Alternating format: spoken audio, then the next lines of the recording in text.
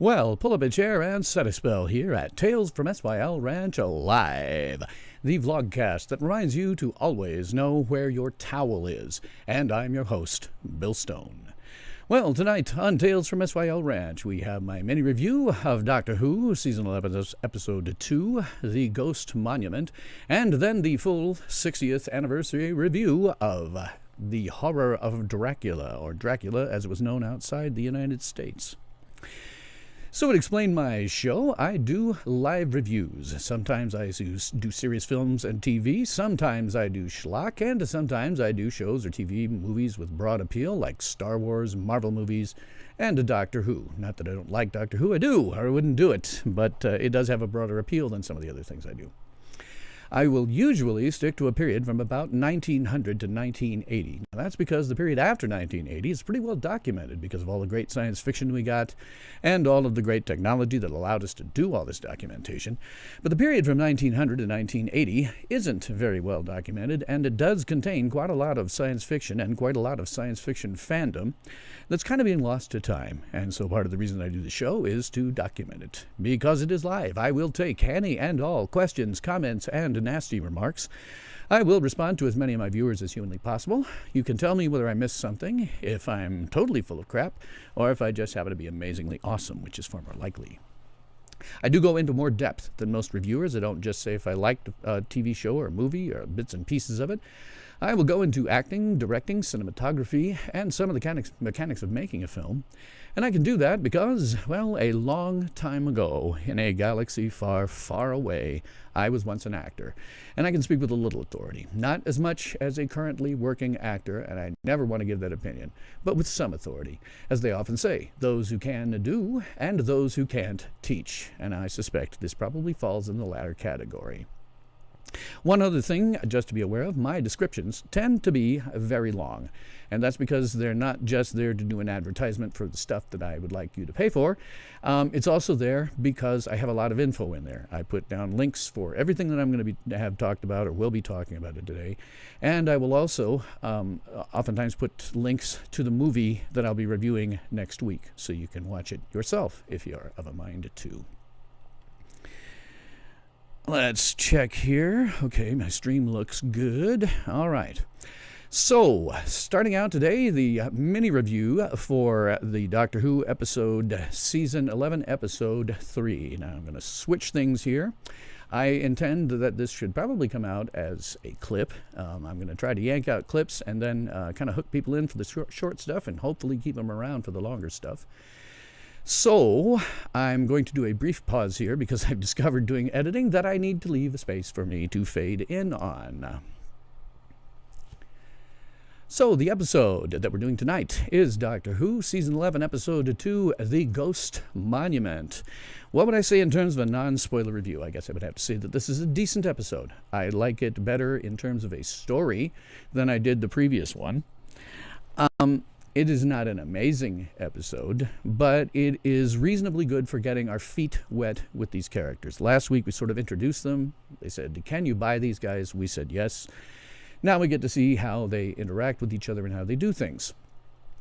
The visual effects are consistent with what we come to expect from the show, which is really good. I continue to like the music, though it is no longer being done by Murray Gold. And I like the location shooting. Location shooting is such a freaking refreshing breath sometimes. I'm sure, however, there were lots of green screens used in places that I wouldn't have expected, but I do know that they credited a South African film unit. Dang, I bet that's the last time they do a South African shoot. They're about to have a complete massacre of whites down there. Anyway, I would definitely recommend this episode. And I would definitely say that, keep in mind, we've only got 8 episodes left of this season. This season's only 10 episodes long to begin with, apparently. So we've only got 8 left. So, basically, what I can say about the thing without getting into spoiler territory is over, so I will do my... Spoiler alert. Spoiler alert. All hands, prepare for incoming spoilers. Yes, it is a spoiler alert, and that is because I am the Fandi master, and that means that the fandom is strong with me, and that means that nothing is new, nothing is original, and at worst I figure it out about a half an hour early. This is not a boast or a brag. This is sadly where you find yourself after having watched, read, and listened to about 100 years worth of science fiction. You just can't see the new stuff for the whole century that came before, and it sometimes does inhibit your ability to enjoy things. It was a little bit of the case this time around, just because, not so much the science fiction, but because we have seen this sort of scenario before. So, okay. Spoilery stuff I can talk about. Well, the story. I usually go into some level of depth, but this is a mini review, the first time I've tried something like this, and also there wasn't that much to this story, really, when you boil it down to what it's about. A very brief synopsis might be something like the Doctor and her companions find themselves stranded on an alien planet with a pair of space pilots who are on the last leg of an intergalactic race.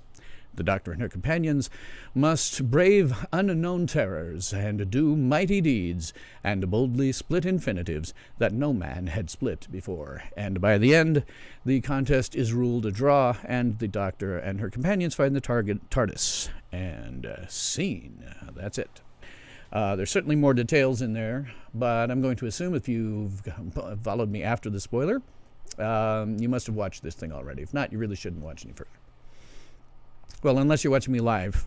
In that case, come back in about 10 minutes or something like that. Put me on mute, and when the lower third changes back to Frankenstein, you'll know. Or Dracula. Okay, cringe moments. Always like to get my cringe moments out of the way first. The thing that just jumps out at me. And I watched a reactor after I'd written up the review, and same thing hit her. These people, and it hits me every time now, ever since this film, these people have serious problems with Prometheus syndrome. Now, if you don't know what Prometheus syndrome is, it is a medical condition characterized by the inability to get away from a falling object, such as a spacecraft that's coming right down on top of you.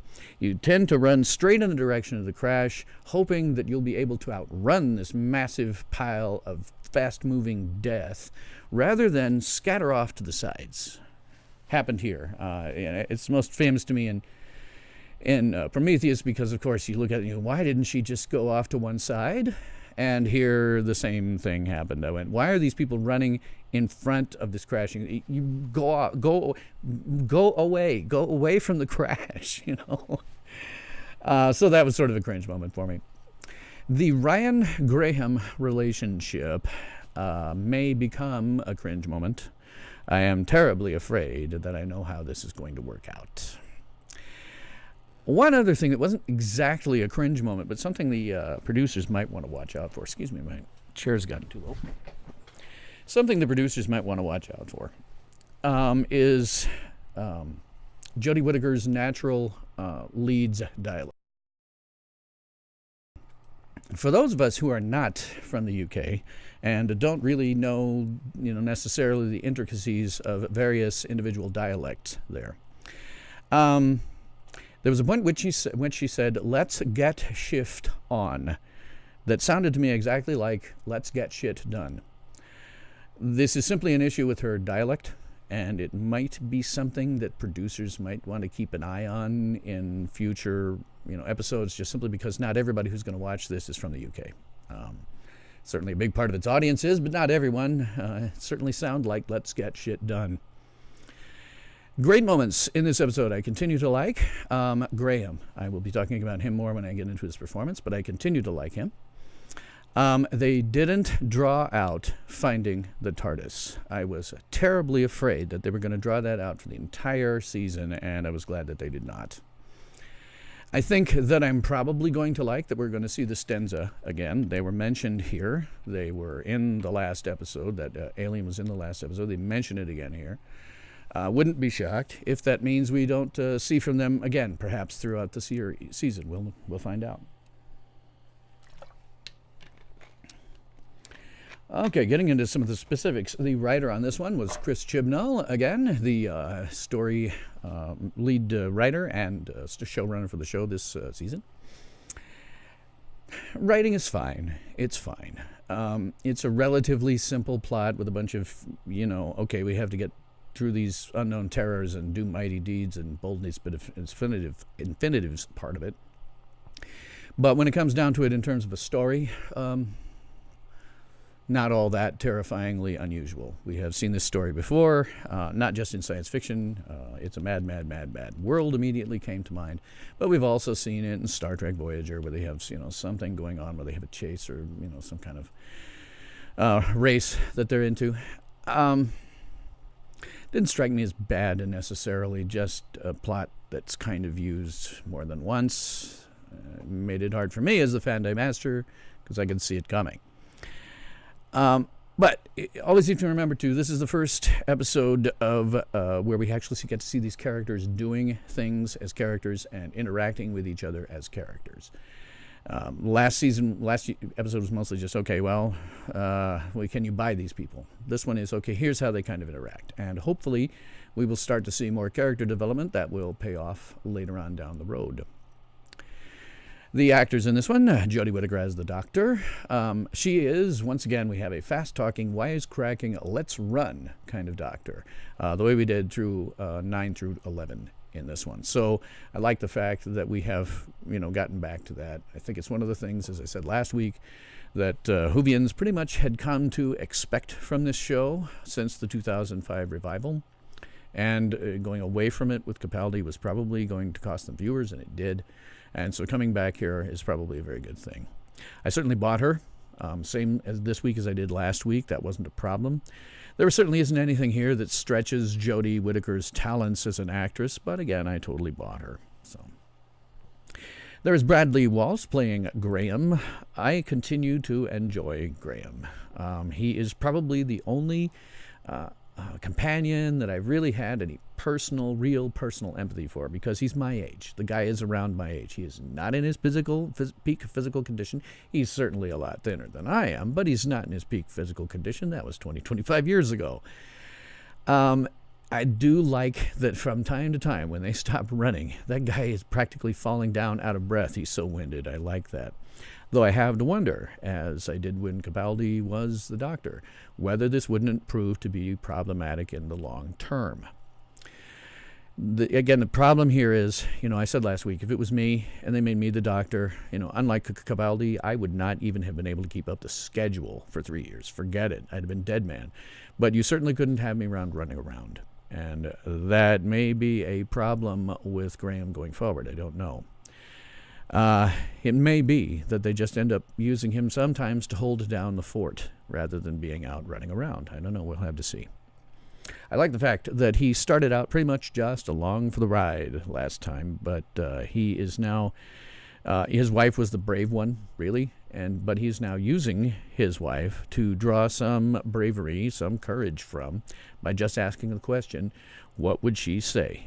And this time around, the answer was, you're on an alien planet. What are you complaining about? I thought that was a real good one. I like that. So far, he is the most developed of the characters, and I am interested to see where he goes.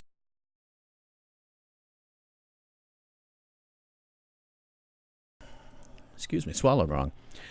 There is Amanda Gill as Yasmin. She does a fine performance here. As with last week, she is the person with the least to do.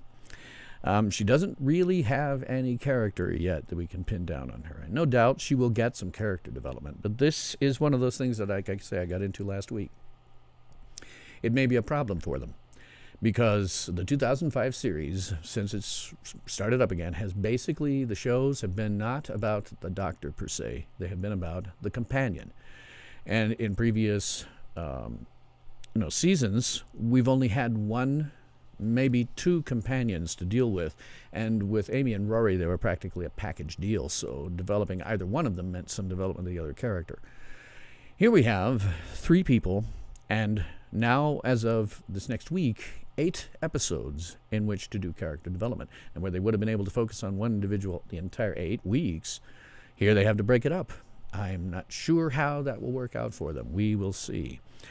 But Yasmin, again, did not have a whole hell of a lot to do. There wasn't much time to have her do things. There were a lot of other characters in here, so we'll see how that goes. Tosin Cole plays Ryan. He is the second least to do in this episode, aside from his relationship with Graham, that I'm afraid is going to be very, very predictable. He also spent some time reacting to things, looking scared at this or that, which is nice, but it's not really character development. You know, we don't really see these guys growing. It's just them reacting to certain things. Again, it may be a problem with having this many characters to have to deal with. Sean Dooley is in this episode as Epso. He does a fine performance. I had problems with his face turn. It's the same exact problem that I had with Captain Jack Harkness having a face turn. His second episode in with the Doctor. Practically on top of his first, really. He was supposed to be, this Captain Jack was supposed to be a con man who suddenly decided to go straight after, a few hours around the Doctor. Similar deal here. He's supposed to be a confirmed, I won't trust anybody guy, except now that he's been around the Doctor for a few hours. He has his face turned. I don't know. It may also be that with this limited amount of space, because oftentimes what Doctor Who episodes will do is they'll set you up with some guest characters that hopefully you'll start to care about because they'll impact the the companions oftentimes. So we have this problem going forward already, where we have triple the number of companions we usually do. We have to character develop, and now we're being told, okay, are we going to actually try to develop the characters of these guest characters? Because it's not going to leave you with much time at all. It may be that in order to get all the character development done that needs to be done, they just have to let go of the guest characters and focus more on the others. I don't know. We will see how it goes. Susan Lynch plays Angstrom, and she does a fine performance. Of the two racers, she was actually the most believable to me, easiest for me to buy. Though again, they didn't really have a lot of time for it. When she had Epso decided to call it, a draw, I didn't care much anymore.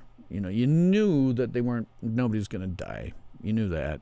After, you figured out, okay, these people are going to survive. You knew they weren't going to turn on each other and kill each other. So for me, it was mostly a question of how are they going to do this thing, not will they do this thing. And so to me, that wasn't all that interesting.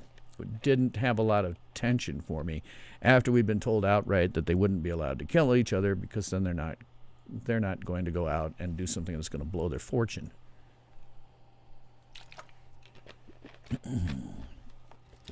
Elin, who is the, and again, it may just be that they have to lay off the guest characters. They may have to lay off those guest characters so they can focus on the regulars. Elin is played by Art Malik. Fine performance. He doesn't have a lot to do here, although I do like the subtext he's playing. From the moment he's told who they are, the Doctor and her companions might as well not exist. Totally irrelevant, and he says so himself. Production aspects of the show. This was directed by Mark Tonderai. The direction is fine. There is nothing that jumps out at me as being shockingly creative in this day and age. I did find it... I have to cough again.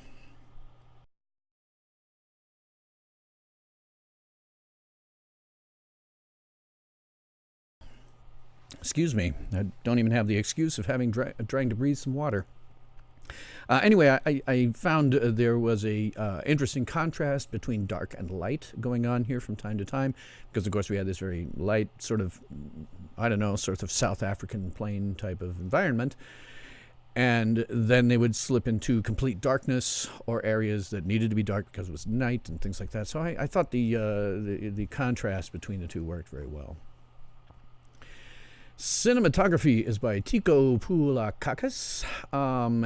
Now, as always, I never know what to credit as specifically to the cinematographer versus specifically to the director versus some kind of, collaboration going on between them. No idea. Just no idea.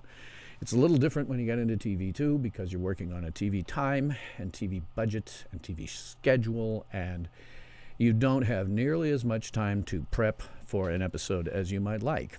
So I don't know what to point necessarily to whom as to who did what.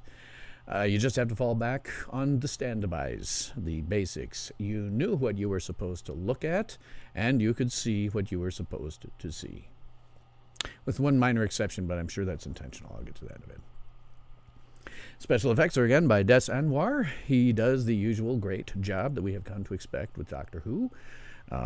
Everything looks professional and good. It did not give me a moment where I went, wait, that looks fake, like I did the last episode. So totally believable, fine.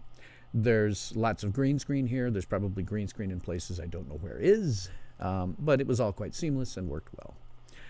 Now, having seen the new main titles, I don't know if this is him. I don't know how much this is other people's choices in terms of how those main titles work. But having seen them now, I like them. To me, it's reminiscent of Doctors 1 through 4, to be perfectly honest. I think with, the hints at what you're seeing swirling around in there are similar to what we saw with 1 through 3, and the whole color scheme seems to come out of 4, and to some extent 5. That theme song too, to some extent. So I do like this. I'll talk a little bit about the music that underscores it in the background, but I do like it. I think it's good. It's different from what we've seen in the past, but to me it's got some echoes back, which fit with the music, by the way, and at the same time some visual echoes, so I kind of like it. It's good. Production design is again by Arwell Jones. His production design is good throughout. It is a constant issue in Doctor Who. Everything is going to look dated within 10 to 20 years. You can't avoid it. It always happens. Everything looks dated in 10 to 20 years. The technology always looks dated. So you have to ask yourself, when you're making a show like this, what do we do?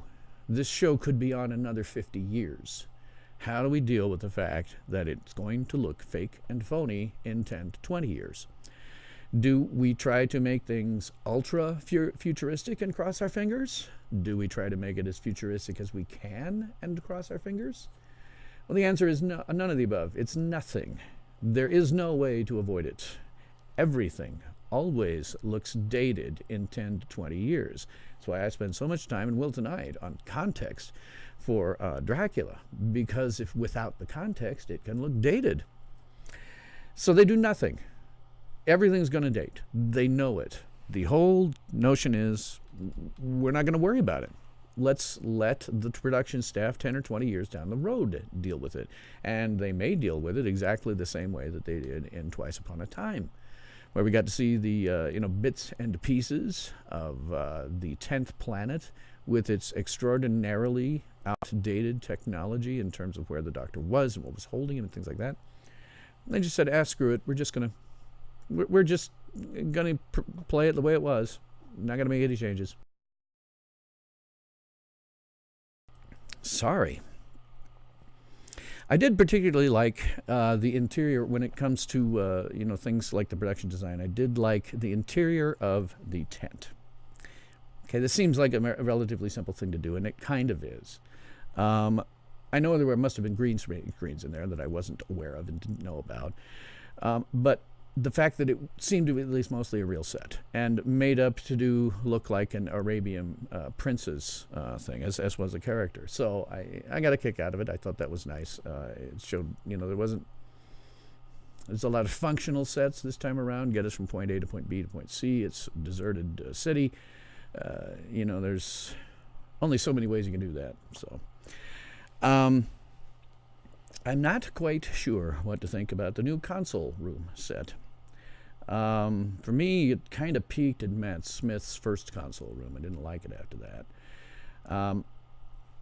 It's just hard to see.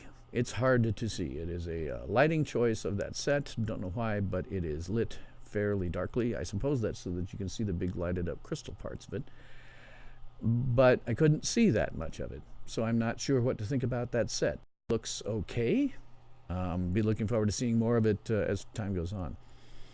I did like the fact that the entrance and exit of the TARDIS is no longer the front doors of the police box. It is actually the back of the police box itself. Not a big deal. Not even unprecedented. In the classic series, the entire outer shell of the TARDIS was completely invisible from the big white doors that opened. So I don't have any problem with that, but I found it interesting. It was a slightly different change, kind of fun. Makeup is by Amy Riley. Makeup is largely functional here. You know, it was supposed to tell us something about the characters, and they were human characters, so that we didn't have to kill ourselves with all kinds of makeup appliances. So that was fine. It was all very good. Underscored the characters well, I thought. Costumes are by Ray Holman. Again, these were mostly functional costumes. We needed something that looked like an environment suit, and that worked as an environment suit that they were wearing, both as a space suit and later on. The Doctor and the companions are wearing exactly what we saw them last. Not much to say there. And Elin looked like an Arabian prince, which I thought was kind of nice, looking like an Arabian prince. Yay. Underscored the character. Again, just underscored the character. Music is again by Segun Akinola, sorry. I continue to like the music. As I said last week, this is the first year since the show came back in 2005 that Murray Gold has not done the music. And so some level of comparison between Murray Gold and Segun Akinolo is going to happen. I continue to like the music here as I liked it the last time around. It's not the sort of giant bombastic things that we'd grown used to with Murray Gold, but then who was going to do that, you know? Have to have your own stamp on it, and the composer here does, and I think it's fine. Last week I mentioned when I was listening to the end titles, I wasn't sure what I thought about the drum on the bass, you know, that bass line in the back. I think that may have been, I'll have to go back and watch last week's again maybe, but I think that may have been me reacting to the fact that I was hearing it on a small handheld speaker. As opposed to my big stereo. When I heard it this time on the big stereo, I was like, oh, okay, no problem. I got no problem with that. I thought it worked really well. This is an example of how you can make that theme tune both creepy and inviting, but not menacing. Traditionally, it has been creepy and inviting, but not menacing. The two differences being Sylvester McCoy's Doctor's theme and Peter Capaldi's. And as I talked last week, you don't take the Doctor too dark because people stop watching. And the decision to go with a theme tune for Capaldi that was very nearly like screaming. You know, you got that sort of vibrato wail in it. I think that contributed to his stories looking, feeling, and coming off kind of as horror stories that don't work well for Doctor Who. So here they have given you another example, not like they didn't need to. This thing is probably the most popular and versatile theme tunes ever made. Probably the most popular ever made. And it is that way because it survives so many different composers' take on it, and not just the ones that work for the show. There are whole fan composers who spend a lot of time reworking this for various things and seeing how this sounds and how that sounds. So the fact that it can survive all that, I honestly don't know how many covers of this thing I know about. Hundreds, easily. So the ability to even do that says to you it's a hell of a good theme song. But not going with that warbly, horrible scream the entire way through, I think it's a very good choice. So that nearly is the end of my mini review, which isn't bad. I didn't need eat up an entire half hour for it. So at the end of the review, we usually ask ourselves, is it any good? Yes, it is well made. It is not a brilliant episode, but good. I would prefer watching this over the visually washed out horror stories we've been treated to for the last 3 years. So there's that. Again, as I said last week, not Capaldi's fault. That is not Capaldi's fault. It is the fault of the crappy writing of one Stephen Moffat, who jumped the shark with The Day of the Doctor. This is definitely an episode that is good for getting our feet wet in terms of trying to come to with how do these characters act with each other. The visual effects, as I said, remain to be excellent. I continued to like this music, and I thought the location shooting was very refreshing. And I definitely recommend watching this. Again, I have to point out, they've only got 8 more episodes left in this series. All they got's 8. It's going to be really interesting to see what they do with things like, character development and stuff like that. Okay, let me get back to my regular review. So I'm going to leave a pause here to fade out when I do the editing. Okay. Oh, that's not what I wanted to show. Oh, what the hell, I'll go ahead and show it anyway. This is a picture that I took I hadn't actually intended to put this in here. This is a picture that I took when we were, my kids and I went to see Star Wars The Force Awakens. It was not too long. I don't remember what they were showing in theaters. It was Doctor Who at the time, but it wasn't too long after they had done something where they were showing some Doctor Who episode or episodes in a movie theater. And so the local fan club or somebody had put up this police box out in front. So, of course, I got my picture with it. And as you can see there, I'm actually holding my own sonic screwdriver. Let's see if I can get in here.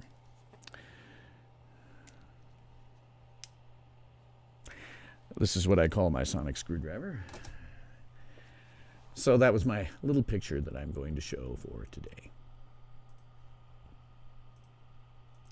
All right, getting back to the horror of Dracula.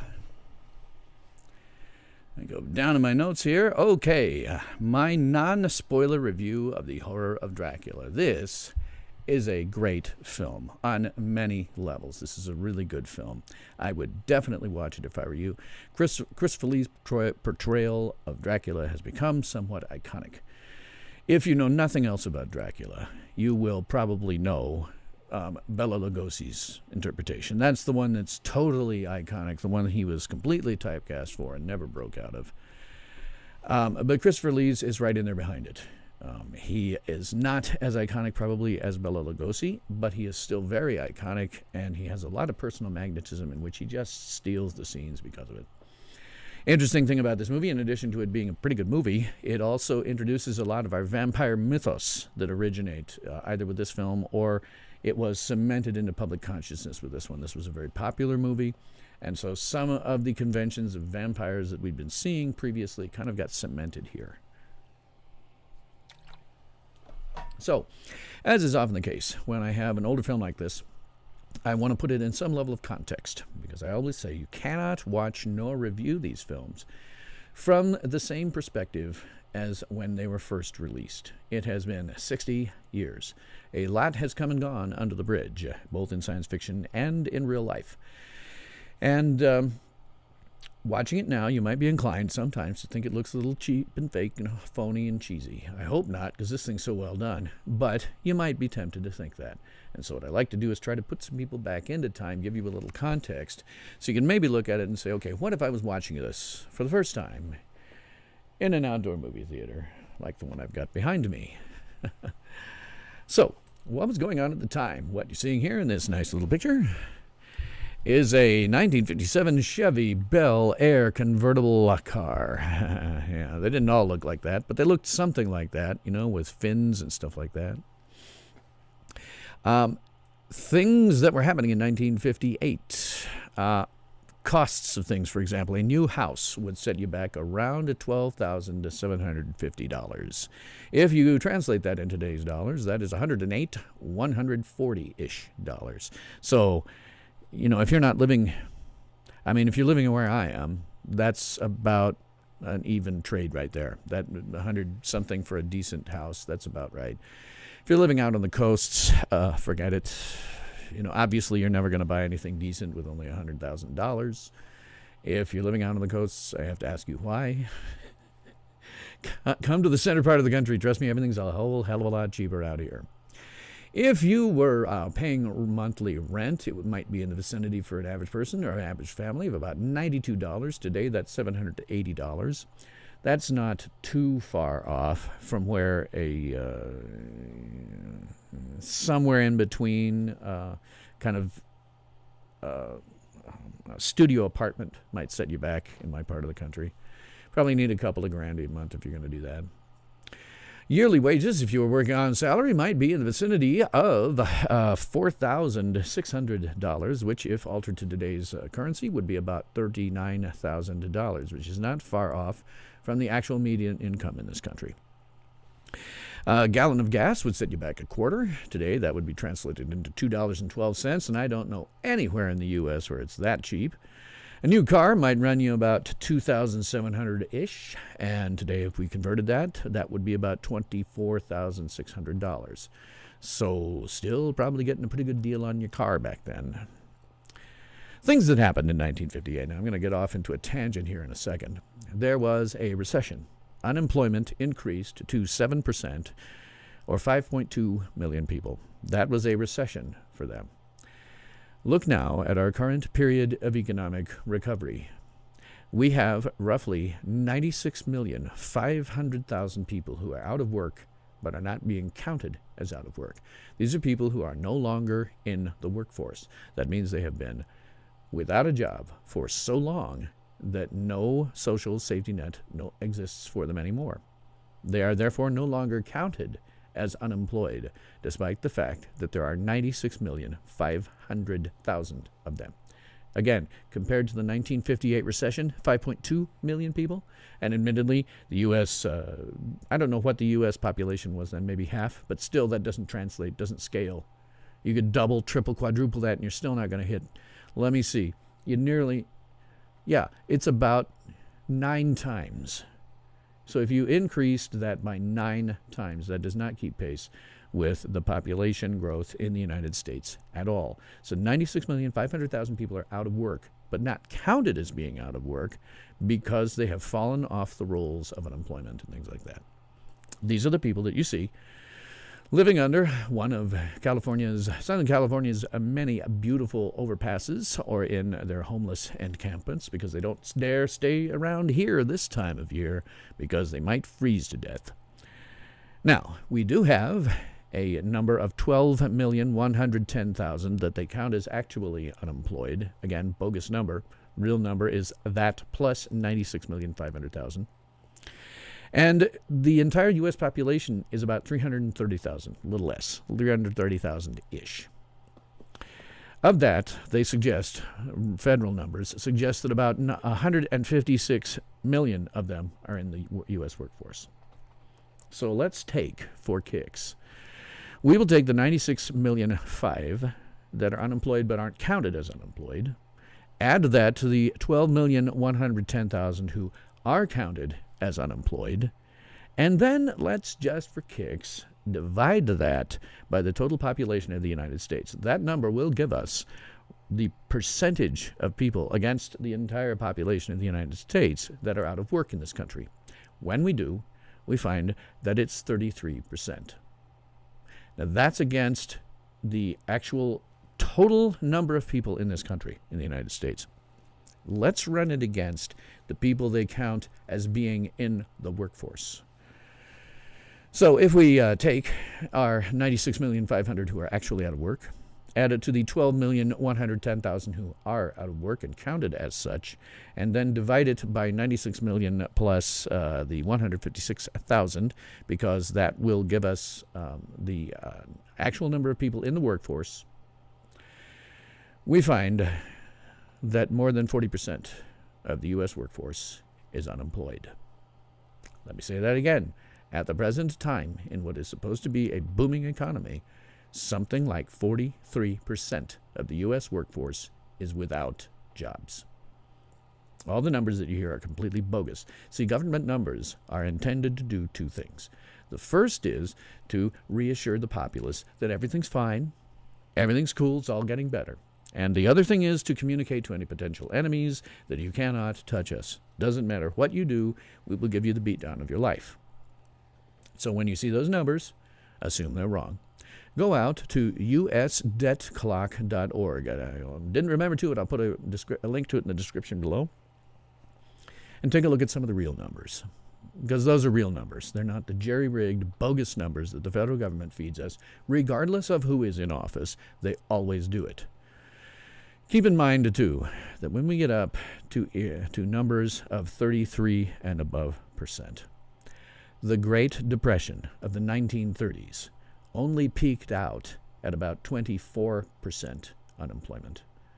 I continue to say, if it were not for social programs, we would have bread lines, we would have soup kitchens. The homeless encampments and people living underneath bridges would be even worse than it is now. The problem is, those same social programs are part of what's causing the problem. What do you do? I have an idea what you do, but it would be painful. There is nothing that you can do right now to solve this problem that wouldn't be painful. But do not listen to the numbers that are going around because they are not accurate. They are jury-rigged and bogus, as they always have been and always will be. There has never been a time when those numbers have been accurate. Never have they been accurate. They have always been bogus. Getting back to 1958, however, the cars continued to get bigger and heavier and have more powerful engines. NASA was created and, in my opinion, thus inhibited the ability to get humans off this planet for damn near a century. Probably will be a century by the time we're all done. A lot of satellites were launched each year. 1957 had been the year that the first satellite was launched by the Soviet Union, thus putting us into a space race, the United States and the Soviet Union. And this year we saw a lot of different satellites being launched for a number of different purposes. And then there's the one that I found was weird. British guy by the name of Gerald Holton created the peace symbol in 1958. And this is something that hippies would glom onto from the 1960s on, largely in the 60s and 70s. Okay, thank you, Gerald Holton. I'm sure you didn't think of it as such, but boy, thanks you all to hell for this one. Microchips were invented that year. Big deal because microchips would go on to form the basis of everything that we know about electronics and still do today. You would not have that thing sitting in your pocket right now were it not for the microchip. Check something real quick on my control panel here. I think you're lying to me about that. Okay. I just have to check and see whether it thinks I'm giving you a good enough feed here or not. Pope John Paul XXIII was made the Pope. The movies that were popular that year included South Pacific and Gigi. TV shows that were popular and came out that year were Candid Camera, The Ed Sullivan Show, Come Dancing, The Jack Benny Show, Panorama, and Alfred Hitchcock Presents. Popular singers of that era. Oh, we were right in the middle of the heyday of rock and roll. Elvis Presley was popular. So was Billie Holiday, Ricky Nelson, Frank Sinatra continued to be popular. The Everly Brothers, Elijah Fitzgerald, and Jerry Lee Lewis. As I say, right in the middle of the rock and roll era. Some of the legendary names were coming out of then. Okay, a little more context. I always like to show people this because I'm somebody who, by hook, accident, mistake, ended up getting involved in to some degree with costuming. I'm no costumer, I'm no seamstress, still am not to this day. But I did get something of an appreciation for it. And so I know also as an actor, sometimes what you're wearing informs how you are as a character to some extent. I know it sounds weird, but it does.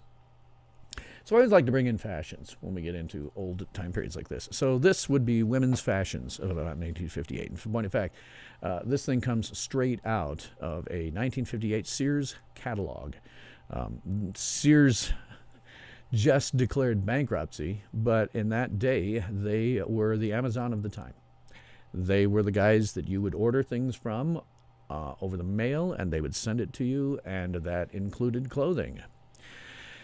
So this is consistent with what women of almost any age might be wearing at that point. Even teenagers, younger girls might be wearing stuff very, very similar to this. What is always interesting to me, particularly when women's fashions, because sometimes you get into some really horrific things. The corsets that they had to wear for making this film, Dracula, for example. You get into some stuff that's really horrifying in terms of having to wear. So I'll go over here just so that you ladies in my audience are aware. If you think you got it bad now, man, try it back then. What you're not seeing here. What you're not seeing, starting from the skin up, is a bullet bra, though they didn't call it back then. It was just an off-the-shelf bra. What we now call granny panties. A garter belt and stockings, because pantyhose hadn't yet been invented. And maybe a girdle. If you don't know what that is, feel glad. I know what it is because I was a costumer, you gods. And then over the whole shebang, because it was a lot of underwear, headlines, you would wear a full slip. Then would come the dress or the blouse and a skirt. And depending on the dress, well, some of these, it's not so evident here, but some of the 50s dresses, and into the 60s slightly, were such that they poofed out at the bottom. And so that didn't just happen. You had petticoats and God knows what else under there to make the dress poof out at the bottom. That's all the stuff you're not seeing. As I say, ladies, feel lucky. You may think you have it bad now, but it's nothing like what it used to be. Men's clothing was not that much different from today. The difference being that this is, and the same thing with the last picture, these were not special occasion clothes. These were everyday clothes. If you were a man and you worked in an office or something like that, this is what you wore. You wore a suit to coat, dress slacks, shoes, black socks. Shoes might have very well been leather wingtips. Hard to say, but you would be wearing them. You'd be wearing a tie, a dress shirt, and when not indoors or not doing something where it was socially required of you, you would also be wearing a hat. For men, wearing a hat was something of a coming of age. It was saying to the world, I am now an adult. Children did not wear hats. Men did, at least in cities. It was different in the country. But in urban areas, men wore hats because they were adults. It was a big deal. And the hat, well, I'll explain why it's a big deal in a minute. It's a bigger deal than you might think. Now, with teenagers, they might have, and teenagers would definitely have been going to see this film, they might have had a little more leeway. The girls probably wearing the exact same thing as the adult women would. Guys, on the other hand, could get away usually with no tie, with no hat, with no suit coat. They would still be wearing a button-down shirt of some kind and, nice slacks and nice shoes and socks, but they could get away. They didn't wear sneakers.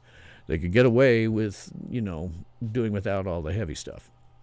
Then there was a subclass of those people called greasers. These were usually guys that were into motorcycles or cars or that sort of thing. Considered to some extent something of a low life of the time, but they would generally be wearing T-shirts and leather jackets and things like that, jeans. But again, they were a subculture, kind of. So, here we get into the more complex stuff. Now, people who are watching me right now that are regular listeners know that I have talked about some of this stuff before. And the reason I talk about it again is because I don't think it's fair to say to some new viewer that might be coming in, hey, go do the home reading here of this other 3 things that I talked about on my, in the archives. So I am going to go over some of it. But a piece of it, my regular viewers will not have seen. A piece of this is going to go over the fandom part of things. I realized when I was doing the review setup for this, I went, I say how I'm supposed to be documenting fandom, but I don't really. There have been occasions when I have, but I really not have been documenting it thoroughly. So you're going to get that tonight. You're going to get documentation of fandom of this period. So, a date was a very, very different animal than today. There were 2 venues for dating in 1958. One of them was a traditional theater, and one of them was the drive-in theater. Traditional theaters, very different kind of thing than what we'd see now.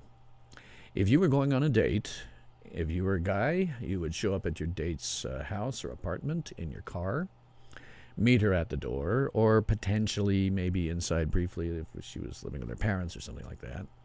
Depends. But you basically meet her at the door. You would escort her to the car. This was a symbolic, and I stress the word symbolic, show of protection. Much of what we're going to go through on this date is symbolic shows of protection.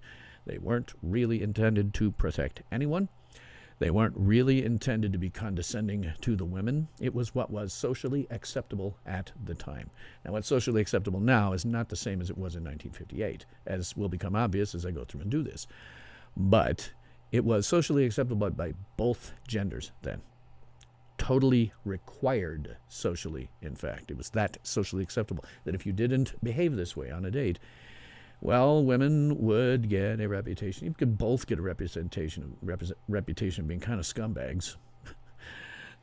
With a man, if you didn't do these things, you probably wouldn't get a second date. So, man would go to the door, escort the woman to his car. He would open the door for her. That was absolutely required behavior. And then he would hold out his hand for the woman to take and help her into the car. Again, not so much trying to treat women as walking on eggshells, but more a symbolic show of protection, because think about this. Women, you're wearing all those clothes. Imagine for a moment that you can't just hop in and out of the car because of it, particularly if you've got one of those damn dresses that poofs up. It's going to take effort to get into the car and get everything settled. And so that's part of why this went on. Once the woman was finally settled with all that clothing, you could close the door. The man would close the door, go around to the other side of the car, hop in, and drive to the date. When he got there, perform the same thing in reverse, where he would get out of the car first, go around to the passenger side, open it up, help the woman out, close the door. If you're walking to dinner or to a theater, the man would always walk on the street side. This goes back to an ancient custom with knights, that the left side, the street side is where a man needed to be, because what if something splashed up from the street, from a passing car or something like that? It would hit the man and not the woman with all her rather expensive and layery clothes. Pardon me. So when you got to the movie theater, or dinner for that matter, but theater, we'll say theater for this purpose. When you got to the theater, the man would hold the door for the woman. That was a required behavior. If you didn't do that, a man got a reputation as a pig. So he'd hold the door for the woman, allow her to go in, and when entering, would then place himself so the woman was on his left. Now again, throwback. In the ancient mists of time, in the time of knights and things like that, the knights and swordsmen considered the left side was where you drew the sword, and the right hand was what you used to wield the sword, to fight with. So the left side was considered a position of honor. You were letting the woman go there because it left your hand open to draw your sword and then fight with it, so you could fight on her behalf. It was, again, a symbolic show of protection. But when not on the street, that's where the woman went, was on this side, on the left side. So you go into the theater, she's at your left, you open the door to the theater proper for her, because it would be utterly scandalous for you not to. You would be a scumbag. And then you would go down and find a row. Now, the man would find the row and, probably say, "Does this look good to you?" Blah, blah, blah. And then he would walk down the row first, clearing the row for his date coming behind him. She would then sit down. He would not sit. He would wait for her to sit down, and then he would sit down, and then finally, at the end of all of that, take off his hat. Because the hat has generally been a bit of a throwback to medieval times when knights wore helmets. The notion was you were keeping your hat on until you were sure that it was safe, that you would not have to do any fighting. So by taking your hat off, you were saying, okay, we can be comfortable here. I don't have to worry about having to fight on behalf of this woman I'm with. All of this stuff, just totally symbolic. Nobody thought you were going to have to fight with a sword. This was totally symbolic. And again, it was required behavior on both people's sides. Now, what a movie of that period, you'd see it differently than you would today. It was not unusual, for example, for a movie theater to have not one but two films running back to back. So you would get what they called an A movie, and that was simply the first movie in the row. It didn't necessarily mean anything beyond that. And then you saw the second movie, the B movie, and the B movie was called that because it was second. It didn't necessarily have anything to do with the quality of the thing. Now, it was often the case that B movies were of lesser quality than the A movies. They were of lesser budget than the A movies, but it wasn't necessarily so. Today, however, we call anything that kind of sucks a B movie. If it's cheap, if it's badly made, we call it a B movie. Not really. From a strictly definitive way of thinking about it, we don't really have B movies anymore. But the term has come to mean anything that pretty much sucked. We call it a B movie. Other things you might see there. Might see cartoons. Almost certainly see cartoon or two. You might see a short subject like a documentary or something like that. You might see a newsreel. Although TV was starting to become big at this time, and newsreels were kind of on their way out if they hadn't gone already. You might see one of the last few movie serials. Those had largely gone by the wayside a couple of years before because of television. Television was coming in and had episodic TV, and we didn't have these Saturday matinee serials anymore. But you might see them. It's possible. There were a couple. Leonard Nimoy was in one. You might have seen in a theater at this time period. So that was what you were going to watch. That's at a theater. And by the way, men, you weren't getting none this time. You weren't getting any ever. If you planned on marrying this woman or even thought about marrying her whatsoever, you are not going to get any. Women at that time period, there was two kinds. Virgins and sluts. That's all there was, real cut and dried. Any man that was going to get some was not going to marry that woman. The way it was. A woman's reputation in that respect used to be very, very important, and certainly was then. You did not want to get a reputation for being a slut. So that was not happening. In point of fact, there was a very limited physical contact allowed on dates. Very, very limited physical contacts. Now, that's where scary movies came in. Because scary movies gave the couple an excuse to do a little social dance that doesn't exist anymore. But it would allow the woman to pretend to be frightened, while at the same time the man pretended to be consoling. And so you could get a little snuggling going on there that maybe you wouldn't get otherwise. So going to a scary movie was, like I say, it was an excuse to have this little social dance. I can't think for a moment that most women were actually scared by this stuff. And I don't think the men were under any particular illusions either. It was just a social dance that you had to do. But then, tail end of this decade, about now, a little before, came the drive-in movie theater. I got a picture here somewhere. This is an aerial view of a modern drive-in movie theater. It does not bear any significant difference between its ones that existed 60 years ago. It is essentially a very large parking lot in kind of a diamond shape. The cars would come in on one side, go into the parking lot, park, and then the screen is the large rectangular object at the front, kind of like a screen. The structure in the center there is the projection booth for that screen, as well as a fairly well-stocked and put together concession stand. Now, interesting thing about that is when drive-in movie theaters first came out, now this is a place where you could go, watch your movie from the comfort of your own car, and it didn't necessarily have some of the same things that a theater did, but that was for time constraints. They did and still do. These still exist. They are not totally gone. There's a few of them still around. If you get a chance, I suggest you go to one. They usually have two. They always have two films. Usually the second one will be kind of crappy compared to the first one, and that's because you can't start a drive-in movie theater until dusk. So depending on what time of year it is, depending on which direction the sun was with respect to the movie screen, could be 9 p.m. before you started your first movie. So if you have two films, well, you're going to start the second one like around 11 p.m. And maybe you don't want to stay until 1 a.m. You know, maybe the second one sucks so bad that you just leave, which I've done both of.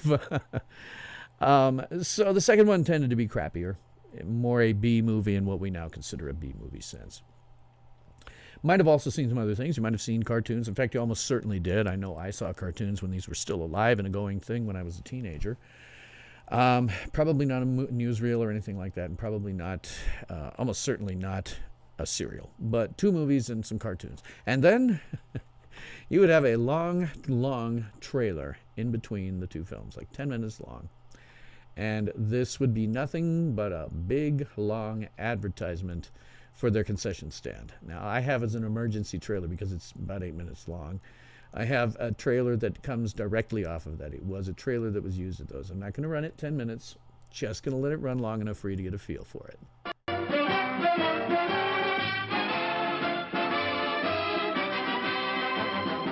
Show starts in 8 minutes.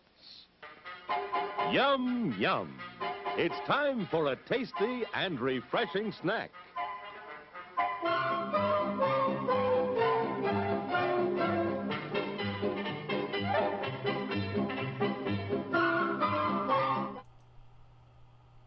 Yeah, it's pretty much like that the entire 10 minutes. A 10-minute advertisement to go to the concession stand. That's what you're seeing there. If I let it run, it'd be a full 8 minutes. Mine is a full 8 minutes long. But it's got just nothing but ads for the concession stands, with at the same time the very pleasant-sounding announcer between every minute going, "Show starts in 5 minutes," over and over again. I watched quite a lot of those. Just a big, giant advertisement to go and buy something. So the thing about drive-in movie theaters, all of this stuff. Oh, by the way, the drive-in theaters I was going to mention here while I've got the speaker up. Drive-in movie theaters had to get their sound to you somehow. The very first ones simply had very large speakers next to the screen. Well, that didn't work out so well because it was hard for people to hear. So they got these little monsters instead. These are the speakers. Now, only one of those would go in your car. There was no stereo or nothing. One of these speakers would go in your car. It is about life-sized here. Compared to my head, that is about right. It is a big, giant metal affair, and it is metal for a reason, because this thing would sit on a post next to where the cars would drive into. So what you're seeing there is either side of the post. You're seeing one on one side and the other one over on the other side. So the car would drive in on one side, the other car would drive in next to it, and they'd each take a speaker. As I say, those are about life-sized. The speaker itself was made up of metal because it was going to be sitting out in the wind and the rain and the snow and God knows what else. So it had to be something that was not going to fry the speaker, or at least, let the speaker run. And would work in inclement weather like rain. And it was also terrifyingly bad sound. It's a big metal box. The speaker behind it is maybe like this, right? A small fracking speaker, nice and tinny. And now the sound is rattling around inside that metal box. Not very popular in terms of that respect. But the thing about it was, the drive-in movie theater was a big, big advancement technologically, a very large technological advancement. It took the movie out of a movie theater where you had very limited social contact on dates and put it into the comfort and seclusion of your car. This meant, and it was often the case, that when you went to an outdoor movie theater in the 1950s, you might do some making out with a girl that you couldn't otherwise do. You might try some moves on her, but she would certainly be expected to say no, and would be considered something of a slut if she did anything other. It also invited your friends, who might know that you're there, to come around and try to embarrass you, to find you, to, cock block you, and get in the way and make fun of you, if they found you doing stuff like that. And the movie theater did spawn, I think, the movie theaters did. It's the only place I've ever heard it. Drive-in theaters spawned a saying: if the car is a rockin', don't come knockin'. By the time I was going to these things, when I was in high school-ish, they were still around. They were starting to die, but they were still around. Going to a drive-in movie theater was damned near like having an excuse to go have sex. Nobody that I knew went around trying to find anybody anymore, because we all knew what we were going to go there for. But that was a saying: if the car is a rockin', don't come knockin'.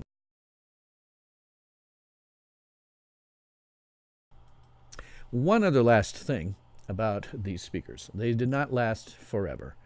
By the time they had relatively small AM and FM lower power transmitters, they replaced those with those. Now, as you can imagine, those things are attached by a wire. A freaking wire attaches those to the post. I can't tell you how many times I or a family member or somebody I knew must have left that thing attached to their car door and drove off, yanking the cord out from under. Went to movie theaters from time to time where there'd be as much as 5 to 10% of the speakers that were shot because of that. So when it became possible to do low-power AM and FM radio broadcasts, they replaced those with those. Instead, they would broadcast the sound straight in on your car stereo, which by the time I was doing it meant a pretty frackin' amazing car stereo most of the time. But it was still a very large advancement, both in technology and sociologically. It took what had been something that you had to watch in a theater in a way that you could not get away with very much physical contact into something that was much more secluded, more private, and frankly, after the AM and FM transmitters came out, better sounding than a lot of theaters. So, As I mentioned, I want to talk here a little bit about fandom. I said before that one of the things I've been falling down on about this is documenting fandom, and I said I probably would, so I think I will. Hopefully I won't run too long after 3 hours, 2 hours stunning. Television. What was going on in television? The public taste had started to move away from science fiction, and there had been quite a lot of that in the last 5 or 6 years, and towards westerns. This was a vacillation that you saw back and forth until about Star Wars. There had been several shows that had recently wrapped. For example, for children, because they made sort of a distinction. There was children's shows and there were adult shows. And for children, you had Captain Video, Tom Corbett, Space Cadet, Space Patrol, Flash Gordon, which was a really weird little number. You can find episodes for that here on YouTube. It was shot in Germany and France during the Cold War, and I think starred German actors. But it was then put into syndication in the United States. It's a very weird little number. I can't watch more than a couple episodes in any given shot, but it's interesting. Weird, but interesting. Buck Rogers was also a thing, briefly, not as long as some of the others.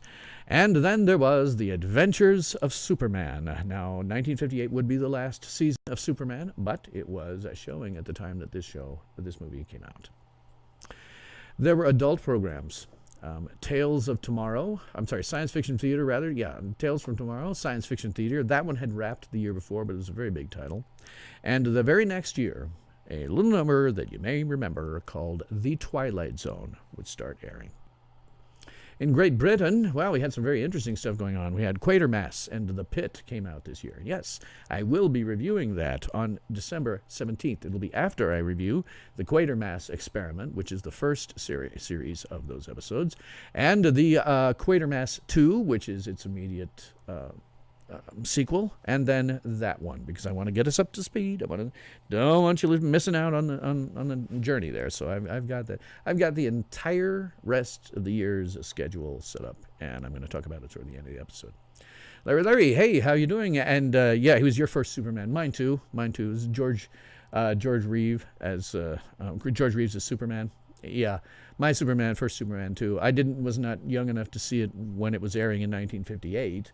But by the time I was, coming home after school, when I was a kid, that stuff was in syndication. And yeah, absolutely the first Superman I ever saw, on screen.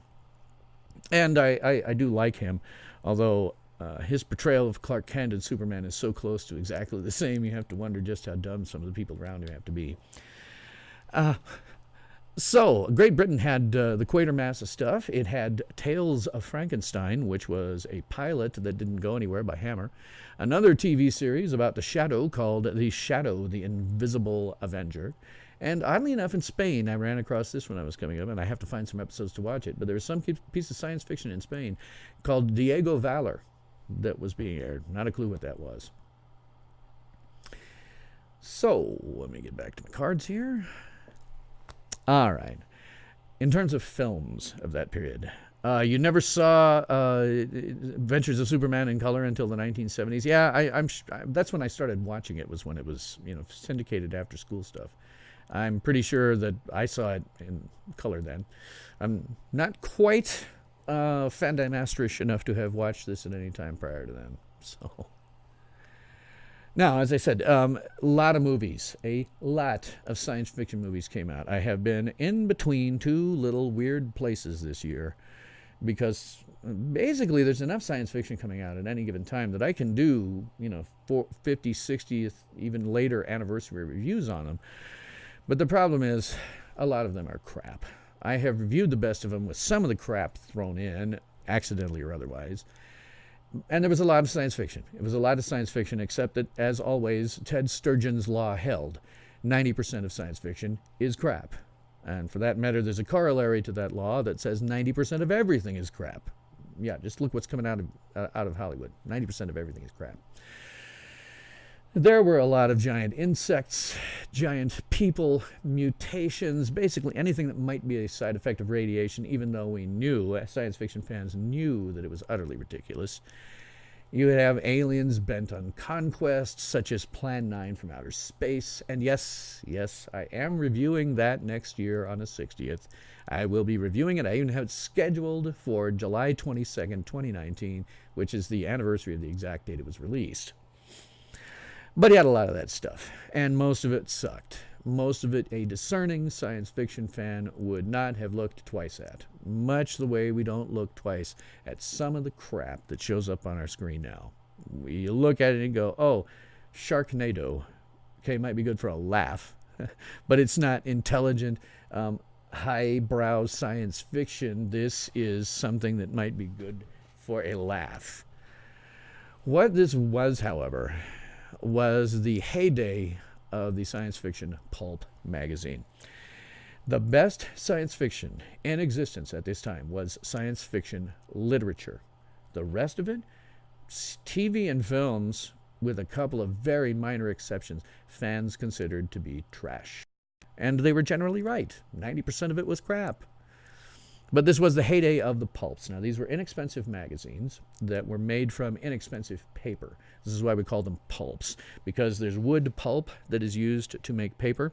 This was really cheap wood pulp, so cheap paper, so that could translate into a cheap cover price, and so people could buy it easily.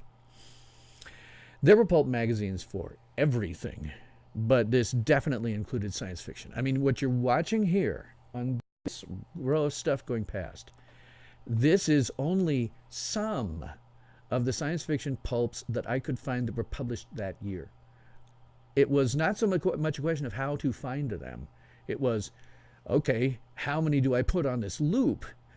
There were dozens of the things that were in existence. Again, all much more highbrow science fiction.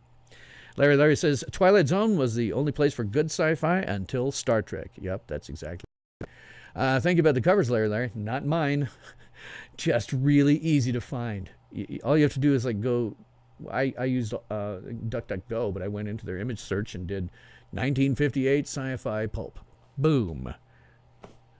More than I could even think about bothering to put into this slideshow.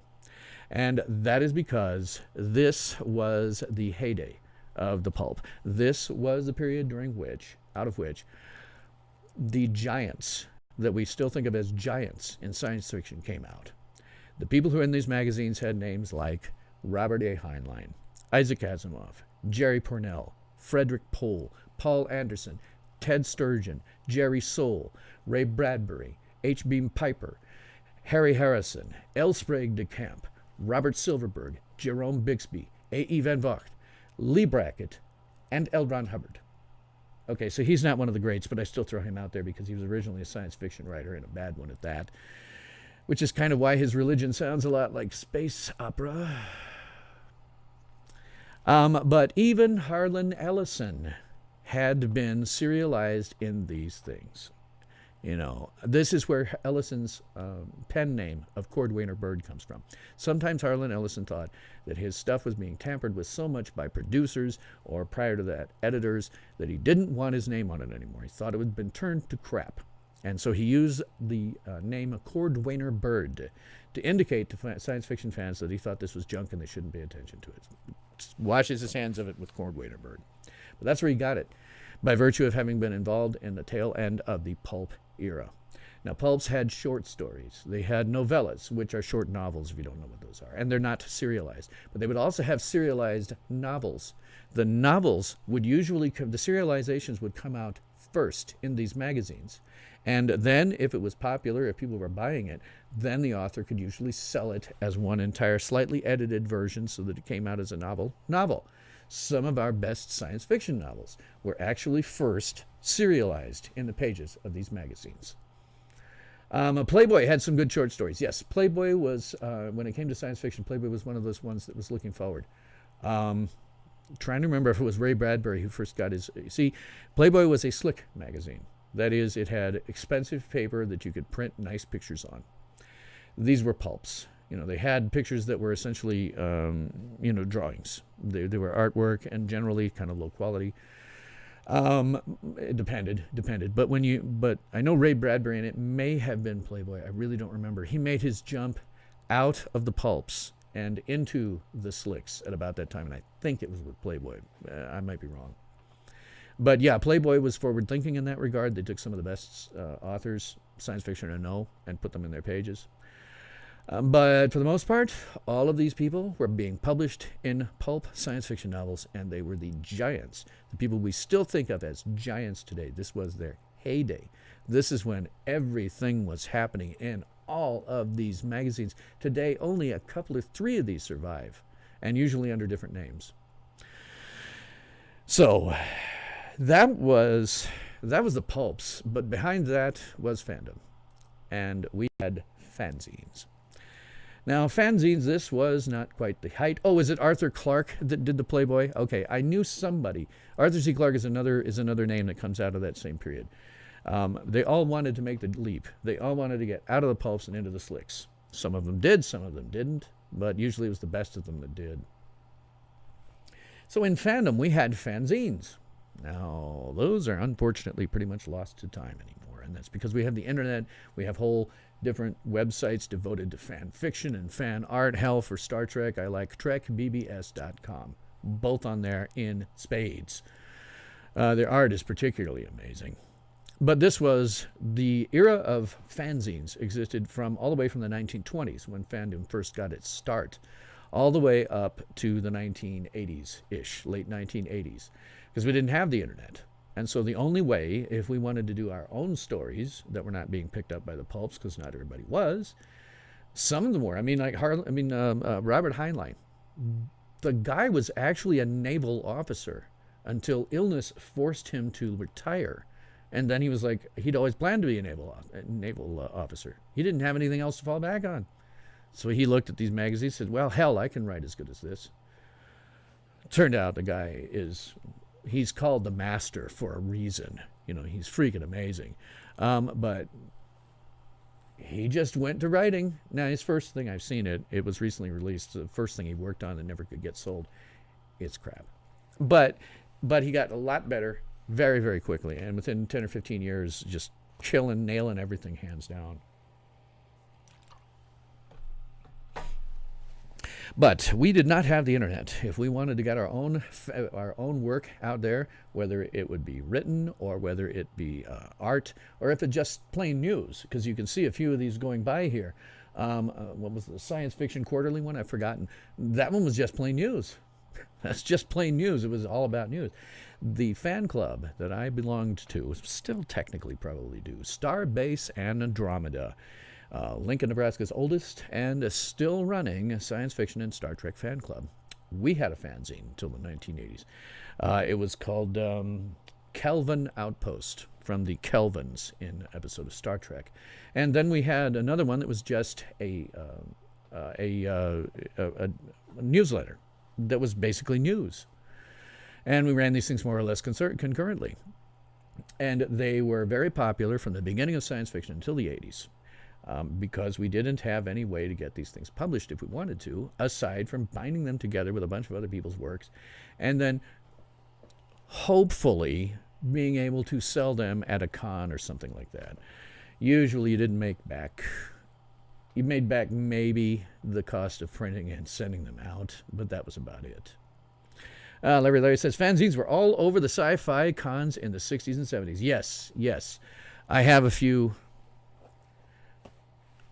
I don't know where. Actually, I think I do know where. It didn't occur to me to bring them out as visual aids. But I have a few that survived from that time period. Basically, the ones that were put out by that Starbase Andromeda I talk about. I have that one as well as several others. Some of them have some. They're like anything else. Sturgeon's Law holds. 90% of it's crap. But the stuff that isn't crap was amazing. Just really, really good stuff. And sometimes authors would come out of fanzines. They'd been doing fanzines before, sort of honed what they were doing, and then try to sell something to one of the pulps. But yes, Larry, they were all fracking over the place. Now, interesting thing about fanzines is how they got them printed. Didn't have no Xerox machines, didn't have no computers, no printers, so we mimeographed them.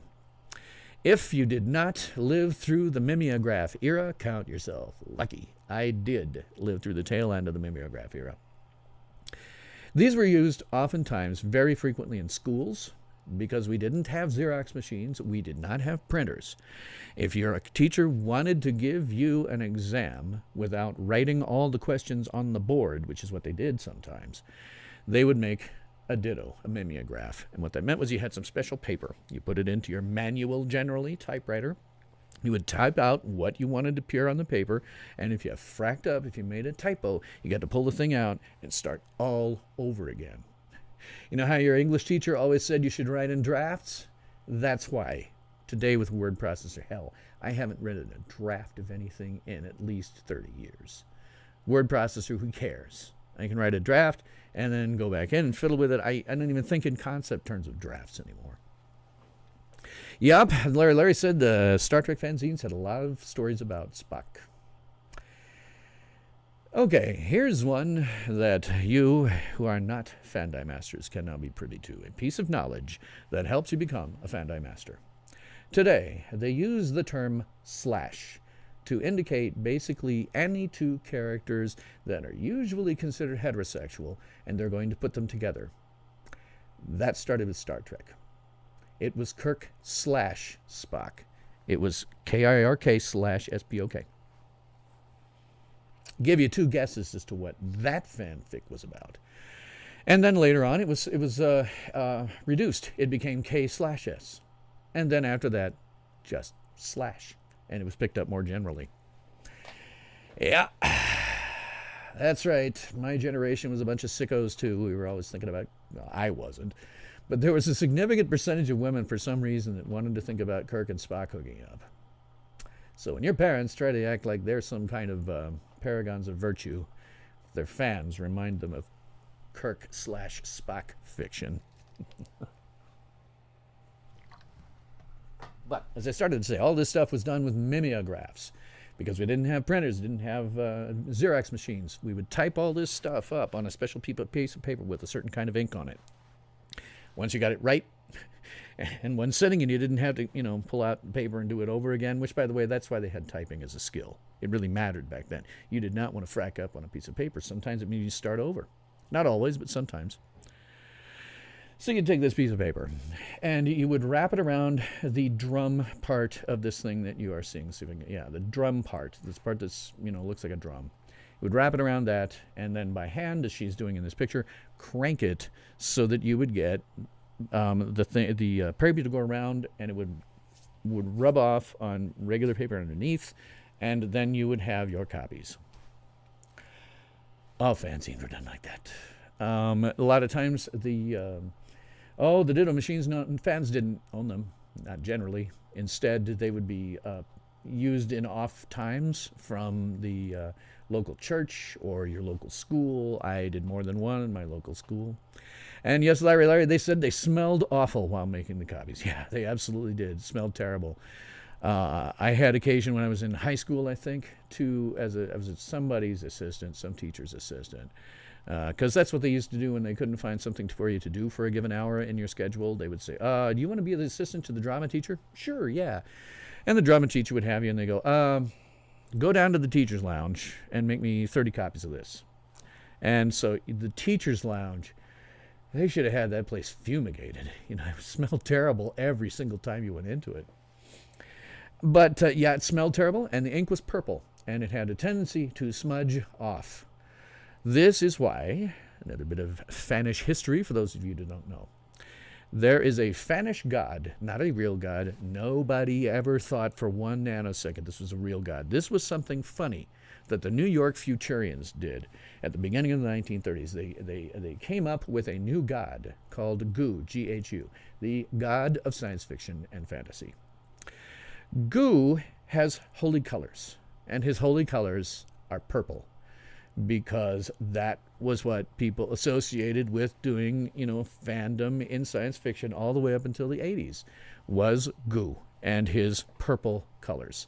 So you may occasionally hear me, because I try not to swear with the 7 deadly words that you can't say on television, as George Carlin often said, which are, by the way, since I can say them here, shit, piss, fuck, cunt, cocksucker, motherfucker, and tits.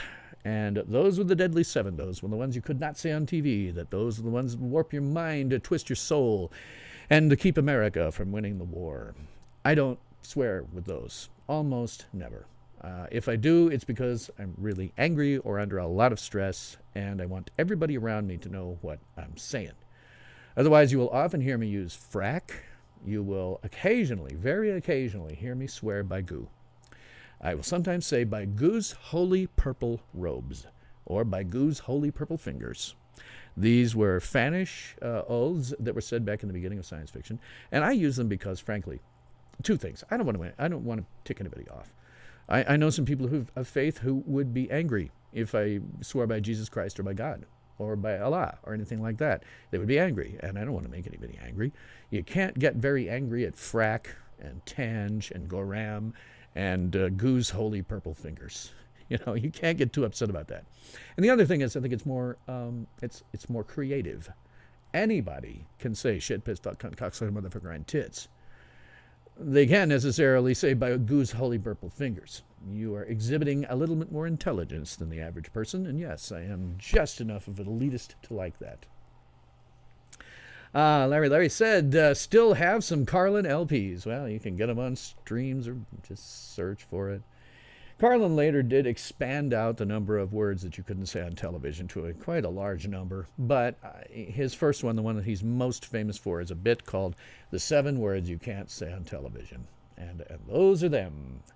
Those are the ones that'll twist your mind, ruin your soul, and keep America from winning the war. So, that is our mimeograph. More freaking context. Well, it's a big one because I'm doing a bunch of different contexts at the same time. Talk about the novel Dracula. Well, the novel Dracula was written by Bram Stoker, published in, he was an Irishman, by the way. It was published on May 26th, 1897, just 2 or 3 years shy of the 20th century.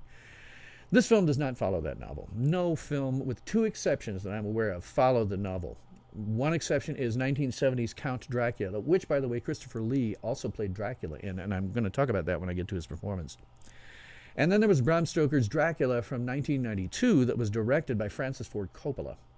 Among other things, it had Gary Oldman as Dracula, very good in that, I might add. Keanu Reeves as Jonathan Harker. Yeah. Oh, well, Count Dracula, I know Kung Fu. He tries, it just doesn't work, not for me. It had Anthony Hopkins as Dr. Van Helsing, Winona Ryder as Mina Harker, which, by the way, was beginning to be something of a problematic issue for her finding roles. Winona Ryder had mostly made her name as being a child actor, or a little later than that. When she started to age out of being an ingenue, she had trouble, and you don't see her very much because of that. When she was hired for Star Trek, the 2009 film, that was more of a stretch than most producers were willing to do for her. You have not seen her much because of that. Also, that movie had a lot of other A-list actors. The thing about it is, and I watched pieces of it this week, it is a weird movie. It is not something you would expect to come out of Francis Ford Coppola, I can tell you that. But it does follow the book pretty well. Problem with the book is that it's very convoluted. There's a lot of stuff going on in this book that's great when it's written down on paper. But when you try to translate it into something else, it gets long and complex and a little bit confusing. But, as I say, this thing does not follow it. It follows some of the general outlines, but does not really follow it very much.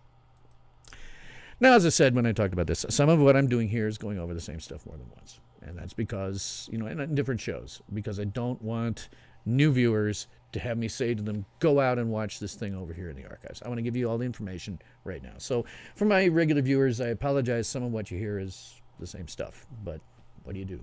I got to think about those newbies.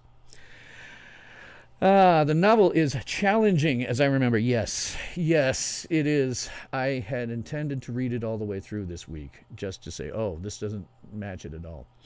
I got, several chapters in, and not because I couldn't read it, it's just that it's not done as a standard novel, that's sort of linear. It goes between different people's diaries, and it's a good novel from that respect. It got a lot of high acclaim because of that, because it's a little bit more experimental than you would have seen at the latter few years of the 19th century.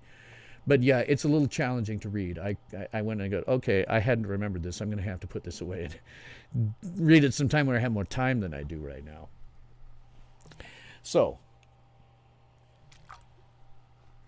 as I said, the book does not, the very only two adaptations I'm aware of follow the novel in any close respect. When they were first being done, when the first Dracula movies came out, they were done by Universal Studios.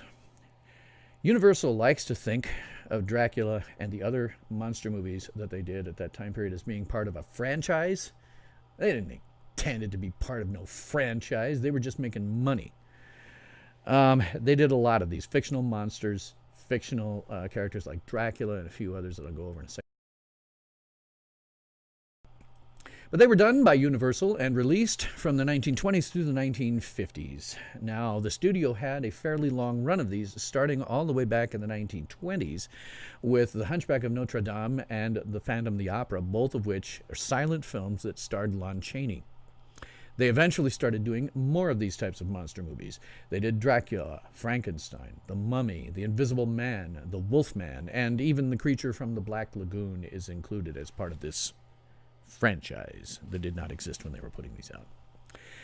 Movies would often star Bela Lugosi, Boris Karloff, and Lon Chaney Jr.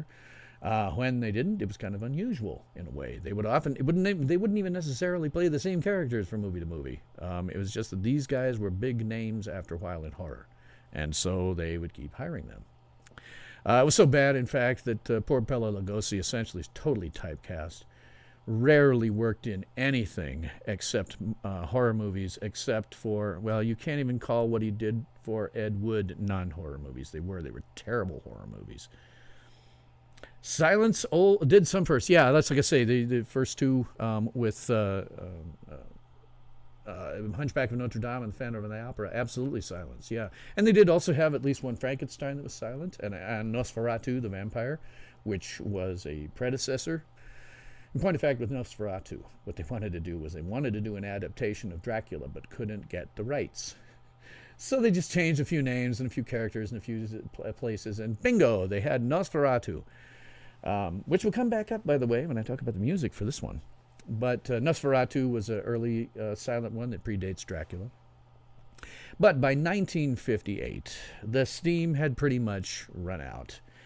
Now, back then, you know, you had a dark character like this. Today, if you run out of ideas with a character, you make the character go dark, sometimes to a bad idea. You know, like Superman, you should not go dark with Superman. Doctor Who, as Peter Capaldi showed us in the terrible ratings, you should not go dark with the Doctor. There was nowhere to go dark, and even back at that time, they didn't think about going to dark. That would have been kind of unheard of, to, you know, take characters and just automatically make them dark because you don't have any ideas. Wasn't the first thing on their mind. They were not the level of just absolutely wallowing in the horror that we have now coming out of Hollywood. That wasn't what they did back then. They were much lighter in terms of how people thought. Now, Hollywood always has been a wretched hive of scum and villainy. But for the most part, that used to be under the hood. Now it's just out there. And nobody doing entertainment now can do anything except go dark because they don't have any ideas. But they didn't do that back then. What you did first, when the steam was starting to run out, when you couldn't get viewers to show up at the movie theaters and watch a Frankenstein movie anymore because they'd gotten too stupid and too old, is you'd do crossovers. Now, this was nothing like we do crossovers today. Back then, a crossover was not intentional. You were not doing a shared universe. You were not putting these characters out there with the intention of having them cross over later. No. You were doing it for one reason and one reason only. You couldn't get anybody to come to their individual movies. So you threw them together in the hopes that enough people would show up for the combined film as to make it worth your while. So then they had the happy endings, as Larry said, still a standard, and occasionally even against what something, if it was like an adaptation of a novel, might go for a happy ending regardless, simply because you want the audience to walk out feeling positively somehow. So sometimes you'll change the ending to be a little more light. But when you ran out of steam on the crossovers, that's when they went to comedies. They just said, screw it. The only thing we can do here is just go comedy. That's the only thing we got left. They did that a lot with Abbott and Costello. If you don't know who Abbott and Costello is, Lou Abbott and Bud Costello were a team of stand-up comics that were extremely popular in the tail end of the vaudeville era and well into the 1950s. They had a TV show at one point. So they were very popular stand-up comics and very funny. If you ever go to watch them, they're hysterical. If you do nothing else, go watch or listen to the Who's on First bit that they had. Who's on First? WHO apostrophe S space on space first. Really good piece. I like that one a lot, but it's only a small sample of how good they tend to be. So they said, hey, I've got it. Nobody will come to see these movies on their own. Abbott and Costello are big. Let's put the monsters into Abbott and Costello and make a freaking comedy out of it. That was a sign. And it's still often the case when you get something that, like superheroes, that they go straight out to, flat out comedy. It means they've run out of ideas.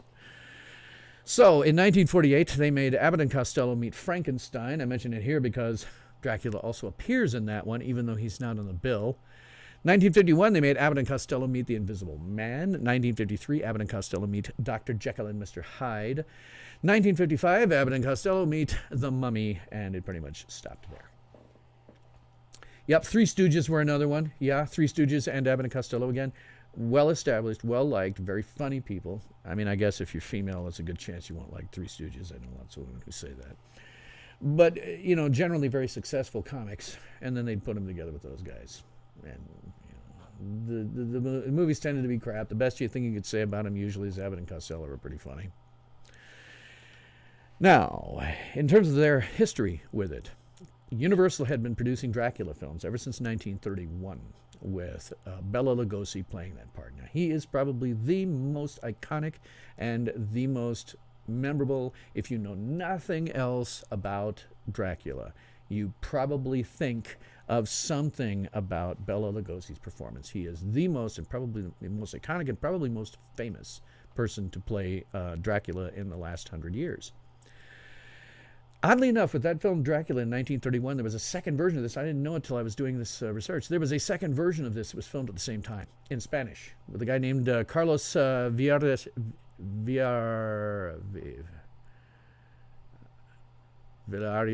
I don't know how to pronounce this. Sorry, guys. As Dracula. Now, there was a reason for that. Back then, if you were doing a movie that was going to be released in multiple markets with multiple different languages, you didn't dub. You hired an entirely different cast, usually from that country. So this Carlos guy, I would have to assume that he was a well-known either Spanish or Mexican actor, probably Spanish. And that was how you did multilingual films, with a totally different cast. So you'd shoot one shot, tell the first cast get out of the way, bring in the second one, shoot that shot again. That's how they did stuff back then. Hey, Super Crew 63, glad you're here. You haven't actually missed the review yet. I'm still setting context, but I did do a mini review of this last Doctor Who episode that sucked up about a half hour. So. The movies they made after that. 1936, they made Dracula's Daughter, which does not have Dracula in it per se. 1943, they made Son of Dracula, which starred Lon Chaney Jr. as Dracula. House of Frankenstein in 1944, which you wouldn't think would have Dracula in it, but it does. That one starred John Carradine as Dracula. Then we have Abbott and Costello Meet Frankenstein in 1948 that had Bela Lugosi again as Dracula. There was a 1979 Dracula that was done by Universal. This one is kind of interesting. I saw a piece of this and I'm thinking about watching it again some more. This one was directed by John Badham, who, if you don't know him about anything else, directed War Games. He did a lot of stuff.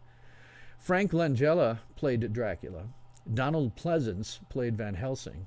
The script was by W.D. Richter, who I recognize as the guy who wrote Buckaroo Banzai Across the Eighth Dimension. Or should I say more accurately, he fictionalized the real-life adventure of Buckaroo Banzai when they went across the Eighth Dimension. It's much like if you're a Holmesian. Those adventures happened. It's simply that Arthur Conan Doyle was using Dr. Watson as a go-between. Similar thing with Buckaroo Banzai, if you don't know that. His adventures actually happened. Buckaroo Banzai is a real human being. W.D. Richter is simply somebody that is a publisher for that guy. So, Langella did Dracula on Broadway. I didn't know that. Laurel and Hardy did Spanish versions of the shorts themselves. Oh, sure, if you were fluent in another language. Clearly, Bela Lugosi was not fluent. I don't think he was fluent in multiple languages. But in any case, it wasn't even unusual. Sometimes they would take whole different casts so they could use somebody who was known in whatever the target country was going to be. Not always, as you say. Laurel and Hardy did their own, but lots of others didn't. Totally new casts. Very weird. Interesting thing about this 1979 one that I did not know, and what hooked me the moment I started watching the credits going, wait, what? The music was by Maestro John Williams. 1979, after Star Wars, after Superman, and he was doing this. I have only watched a piece of it, but I'm now very interested to see where this falls in terms of John Williams' progression as a composer. Then, more recently in modern times, we've got the stupid Universal Dark Universe. If you've not been around for a few years, you don't know what this is. Universal saw the MCU, and they freaked. They wanted something similar for themselves, so they looked back at their properties and said, what could we use for a cinematic universe? I know! Let's do some based on our old monster movies. We'll get Alex Kurtzman and Chris Morgan to headline this whole thing and maybe run it behind the scenes. And it was a stupid idea. I don't know how. Every time you see a dumb idea like this, you say, who greenlights this crap? I mean, anybody who knows anything about what fans are looking for could look at this and say, no, this isn't going to fly. Maybe you can do individual movies from time to time about these characters, but nobody wants to watch a shared cinematic universe. Larry says Lauren Hardy did speak Spanish phonetically. They were not bilingual. Oh, that's funny. I shouldn't be shocked by these things. Yeah, I mean, when you're dealing with something like that, I imagine Laurel and Hardy probably had a pretty decent Mexican audience, so it makes sense to do it. But like I say, they didn't do dubbing back then. I'm not even sure it was physically possible because of the way sound worked. So they just redid the things over. So the films in that stupid dark universe, they tried it first in 2014 with Dracula Untold, and it tanked at the box office and was critically panned. Then in 2017, they tried it with The Mummy. Tanked the box office, critically panned. Then they had The Bride of Frankenstein, which was in production. It may even be finished right now and sitting on a shelf. It has been pulled from having a release date. It still has none. By that time, Kurtzman and Morgan had left, and Universal has decided to put things on hold while they create a plan for future releases. Universal, I've said this before, call me. I know what we can do. I know how to get you a good, watchable franchise that everybody will love. No, it's not my fixing the DC universe. This is something totally else, and I'm holding out for you, Universal, because you're desperate. You should be calling me. It's a totally different thing, and we can make this where we can test the waters just a little bit, like they did with Iron Man, see if it's going to fly, and work our way up to a really epic one. Call me, because you need to. Fortunately, after the steam had run out for Universal, Hammer came along, Hammer Films. Now, this was a British film company that was founded in 1934 and based in London. Best known for these monster movies and gothic horror movies from the 1950s until about the 1970s. They made quite a lot of them. These generally involved classic horror characters that were in the public domain, because they all are. Baron Frankenstein, Count Dracula, the Mummy. And Hammer retook these characters and reintroduced them, but in color this time. Previously, it had been totally black and white. So one of the biggest deals about this is these were the first time these characters are in color. Basically, Hammer took the torch of good horror films away from Universal. They also produced science fiction, thrillers, film noir, some comedies, and in later years, a couple of TV series. But during the most successful years, and this was the beginning of it right here, they completely dominated horror film markets. They had worldwide distribution because, like for this one tonight, they partnered with Warner Brothers. So Warner Brothers distributed the thing worldwide, which was something these films would never have seen as British-only made films. So they made a lot of money, didn't have a huge budget on any of these, and made a crap ton of cash and kept going. They did a lot of Dracula movies. They did Dracula in 1958. This one, starring Christopher Lee, which was released, by the way, in the United States as Horror of Dracula, so as not to confuse it with Universal's Dracula movies that had come before it. They did that in 1958. In 1960, they did Brides of Dracula. That does not have Dracula in it. It has, like, people he's turned. They did Dracula, Prince of Darkness in 1966, again with Christopher Lee as Dracula. They did Dracula Has Risen from the Grave in 1968 with Christopher Lee as Dracula. Taste of the Blood of Dracula in 1969 with Christopher Lee as Dracula. Scars of Dracula in 1970 with Christopher Lee as Dracula. Dracula AD 1972, which I don't have any immediate information on. The Satanic Rites of Dracula in 1973 with Christopher Lee as Dracula. The Legend of the Seven Golden Vampires in 1974, which had John Forbes Robinson as Dracula. So during the late 60s and early into the 1970s, and particularly when you got later into the 1970s, the market started to get oversaturated. Other companies were starting to release things, Universal among them. Hammer lost their American funding, and basically it kind of went down the tubes from there. They ceased production entirely in the 1980s. However, in the 2000s, the studio was bought again, and they didn't make anything. And then the studio was bought again in 2007, and they have released several movies between 2010 and 2014 since then. Langella was Dracula, in 1977, in the play from 1924, won a Tony. I'm not shocked, given the guy who it is. Zuby63 says, surprised that they haven't tried to do another Creature of the Black Lagoon. I am too. That one would seem to me the relatively easy one to do. I don't know, they'd be crazy with it. They make it insane, blood, gore, and violence, and all kinds of stupid action, and involving a countdown ticker to a nuclear bomb or something stupid. Art design was by Edward Gorey. I'm not sure who is for that, which thing you're talking about with art design. There's a lot of these movies. So, that is the world as we were seeing this at the time that this movie came out. Hammer was just starting to make what was going to be a very successful, and deservedly so, string of horror movies. Now, as a non-spoiler review on this one, I would say that this is a really good movie on a number of different levels. It has some amazing direction, cinematography, and production design that I'm going to talk about. I'm going to gush over in some detail. The performances are very good. Christopher Lee is one of the iconic actors in this role, and Peter Cushing is his usual amazing self. They had done The Curse of Frankenstein, which I've also reviewed, the year before this. Cushing played Victor Frankenstein, and Christopher Lee played the creature. And in this film, we see a lot of sort of the vampire tropes, the vampire mythos that we kind of expect of vampires today.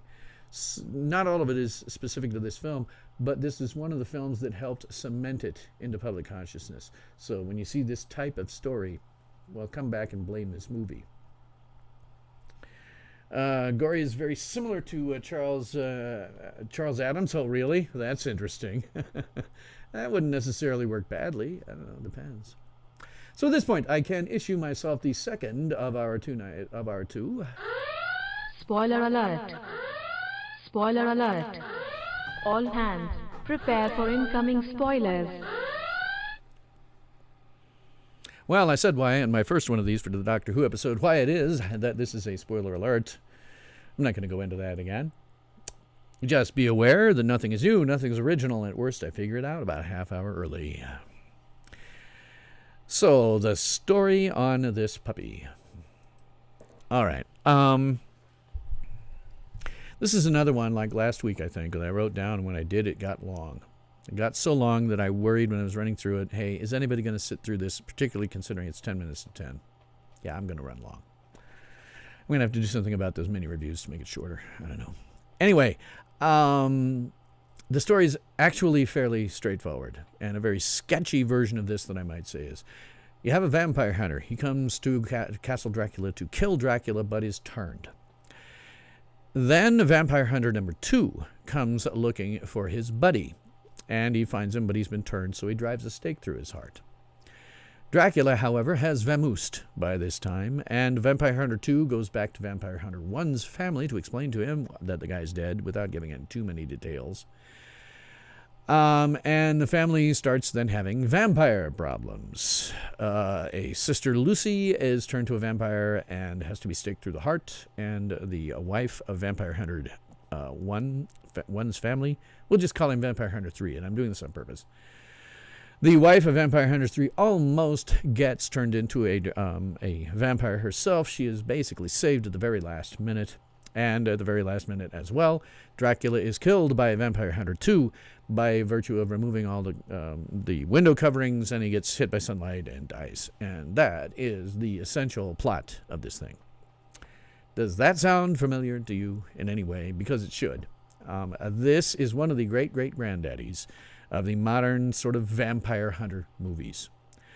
All of the vampire hunter movies that you see owe quite a lot to this film. Dracula in general, but certainly this film, because it makes these characters explicitly vampire hunters, when really only Van Helsing in the novel is the vampire hunter of any note, and people think he's nuts. But I have often wondered, especially after seeing this week, could you take this and put it into the, say, a late 19th century backstory of like Buffy the Vampire Slayer? Because you're dealing with something there that is so similar in many respects. Not all of them. Buffy had a lot of different things in it. When you get to being a basic vampire hunter, kind of the same story, more or less.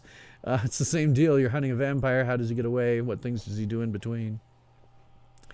But yes, Buffy, I don't know if you could put this into that continuity, but it certainly seems like the sort of movie that would fit there, in terms of tone, in terms of what it is. I don't know. As always, I'd like to get my cringe moments out of the way. Given the context that I just gave you, I don't really have any cringe moments.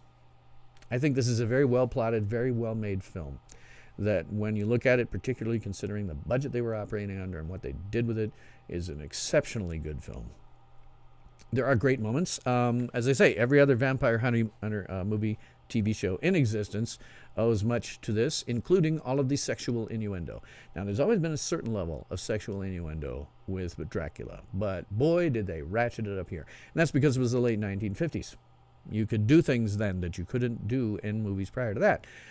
So the sexuality is very much on display here. We don't actually see it, not for the most part, but man, is it implied. It is really implied. I mean, hell, the women seem to have sort of a frack me look on their face when they are waiting for Dracula to show up. It's that out in your face. And certainly no one watching the movie in 1958 would have seen it as anything else. Would have been pretty damned risque, in point of fact, in 1958. There are some other great moments in this whole thing. The direction, the cinematography, the production design. I'm going to gush about those things in a little bit. Writer on this, Bram Stoker. Bram Stoker is credited with the novel, although, as we say, this doesn't really follow the novel. Very few Dracula movies do. It's too complicated and hard to do it. The screenplay, however, was by a guy we've been seeing before and will see after on these movies, Jimmy Sangster. He wrote the screenplay on this one, did a very good job in my opinion. Jimmy Sangster's IMDb goes 1956 to 2000 with 74 writer credits, generally film until 1972, after which he did mostly TV. This was, I think, his second credit ever. No, I'm sorry, his fourth credit. He had just done The Curse of Frankenstein the year before. And so after doing that one, the producers said, hey, okay, here's a guy who can write our movies quickly and well. And so he did a lot of Hammer films. Now, as I often say, if you want to impress me, hell, I guess, an Oscar or an Emmy or something like that is okay. But if you really want to impress me, the way you do it is you get a Hugo Award. And he did win the Hugo Award in 1959 for Dracula. He also won an Academy of Science Fiction, Fantasy, and Horror Films Award in 1977 for a Lifetime Achievement. In terms of his writing here, he's very good. He's very good. This is, 4 days after this film wrapped, 3 days, they went to start Revenge of Frankenstein. I think you can see the difference here. I think he had more time with this one. Revenge of Frankenstein, he had to do a lot of retconning. I now wish, actually, that I'd done these in the order that they were produced. With Frankenstein, with the Curse of Frankenstein first, then this one, then other one. Because I think particularly given the cinematography and the directing in this one, you can see a world of difference. A world of difference between this and what they went on to do 3 days later. And I'm now quite certain that was because they had spent a lot of creative time and effort on this film and simply didn't have that time to do. I often say the three enemies of any theatrical endeavor: talent, time, and money. They had a crapload of talent, as is often the case on films like this. Very little time and very little money. But in this case, they spent some additional time in front of it doing the prep work. Didn't have that time to do with Revenge of Frankenstein, and I think it shows. But the writing here is very good. Deserves the Hugo, in my estimation. I would certainly have given it to him. Aside from that, I'm not sure what to say. It's very well constructed drama. It is able to keep you on your seat, edge of your seat from time to time. And combined with everything else that goes in to make this a very good movie, it is one of the nice things about it. He does have, our Jimmy Sangster does have a 6 Degrees of Star Trek. He did an episode of The $6 Million Man. And The $6 Million Man was produced by Harv Bennett, who produced Star Treks 2 through 5. Not many of the people on this, I think he's the only one that has a 6 Degrees of Star Trek that I caught. So, our cast playing Count Dracula is Christopher Lee, who had an IMDb that goes 1946 to 2017 with 280 acting credits. Holy crap. He is not a record on this show. That was set by somebody else a while back. I'm still waiting. But whenever we get somebody with this many roles, for that matter, when we get anybody who's working more than one project a year, I like to call it out, because it puts them in an extraordinary elite group of actors. Most actors don't make any money acting. They live by waiting tables or something similar. When you get somebody who's got this many credits, did more than one, sometimes 3 or 4 projects every single year, he's what we call a worker. He is working. And he won some awards for it, but he's working. And I like to point these guys out because they are an extraordinary minority. There are tens of thousands of actors whose names you will never know unless they happen to sign the check at the restaurant that you're at. So, again, his IMDb was 280 acting credits, with 2 of them that were posthumous, oddly enough. Larry says, Horror of Dracula released as a double feature in the USA with The Thing That Couldn't Die. Yeah, I've got a piece about that. That was the B movie. This was the A, and The Thing That Couldn't Die was the B movie. Christopher Lee has largely done film. He's done some TV series with regulars in them, and he starred in multiple Hammer films, not just the ones with Dracula.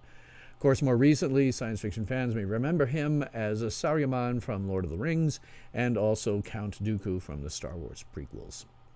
Interesting story. This is what Christopher Lee says about why he did all these Dracula movies for Hammer. This is his quote now, quoting Christopher Lee. The process went like this. The telephone would ring, and my agent would say, Jimmy Carreras, who was the president of Hammer at the time, has been on the phone, and they've got another Dracula for you. And I would say, forget it, I don't want to do another Dracula. And then I get a call from Jimmy Carreras in a state of hysteria. What's all this about? Jim, I don't want to do it, and I don't have to do it. No, you have to do it. And I said, why? And he replied, because I've already sold it to the American distributor with you playing the part. Think of all the people that you know that you'll put out of work. Emotional blackmail. That's the only reason I ever did them. So I found that an amusing little thing from him. He did play Dracula a lot, and not just for Hammer. Did the Horror of Dracula, Prince of Dracula. I haven't seen much of that one. Dracula has risen from the grave. And then the one in 1979 I talked about, Count Dracula, which is much, much closer to the film. It's a TV adaptation, much closer to the book. It is not a Hammer film. It is a outright Warner's distributed film, and is much closer to the novel. And my guess is that the reason he agreed to do this one, because it wasn't Hammer, I think the reason he probably agreed to do this one is because it follows the novel so much better. It gives Dracula something to do other than be sexual and being, turning other people into vampires and occasionally hissing, which he did quite a lot in the later movies. And I think he probably did the film because of that. They said, you want to play Dracula here, but look, you're going to have good lines, you're going to have something to do, you're going to have acting to do besides what you've done before. And he's probably said, yes, I will do Dracula on that one. I have seen pieces of this one. I'm going to watch it, and I will review it in 2020 when it hits an anniversary. I have a link for that below, I believe. He also did the following. In 1970, he did 3 films with Dracula: Taste the Blood of Dracula, One More Time, and The Scars of Dracula. He did Dracula AD 1972 and 1972, The Satanic Rites of Dracula in 1973, Dracula and Son in 1976. I have never seen that one, and judging by the name and the poster that I saw for it, I don't want to see it ever. It looks like crap. He has also done an audiobook, Christopher Lee Reads Dracula, which is available here on YouTube, and I do have a link to it below. Dude's won a ton of awards, oftentimes for lifetime achievements. In 2011, he won the BAFTA, essentially a Lifetime Achievement Award. He won the Academy of Science Fiction, Fantasy, and Horror Films Award in 1979 for a Life Achievement Award. He won the Awards Circuit Community Awards in 2001 for Best Cast Ensemble for Lord of the Rings, The Fellowship of the Ring. He won the Bram Stoker Awards. What a shock. In 1995 as a Lifetime Achievement Award, the British Film Institute Award in 2013 for a Lifetime Achievement. The Capri Award in 2007 for a Lifetime Achievement. The Cinema for Peace Awards in 2013 for Mandela Long Walk to Freedom. He won the Cine Awards in, I don't know the year for this one, for an Lifetime Achievement Award. He won the Empire Awards UK in 2002, a Lifetime Achievement Award. He won the Evening Standard British Film Awards in 2002 for a Lifetime Achievement Award. He won the Fantas Festival 1993 for a Lifetime Achievement Award. He won the Fantasporo in 1984 for a Lifetime Achievement Award. He won the Vestrola Torre International Film Festival Award in 2007 for a Lifetime Achievement Award. He won the Jules Verne Award in 2006 for a Lifetime Achievement Award. He won the Locarno International Film Festival 2013 Lifetime Achievement Award.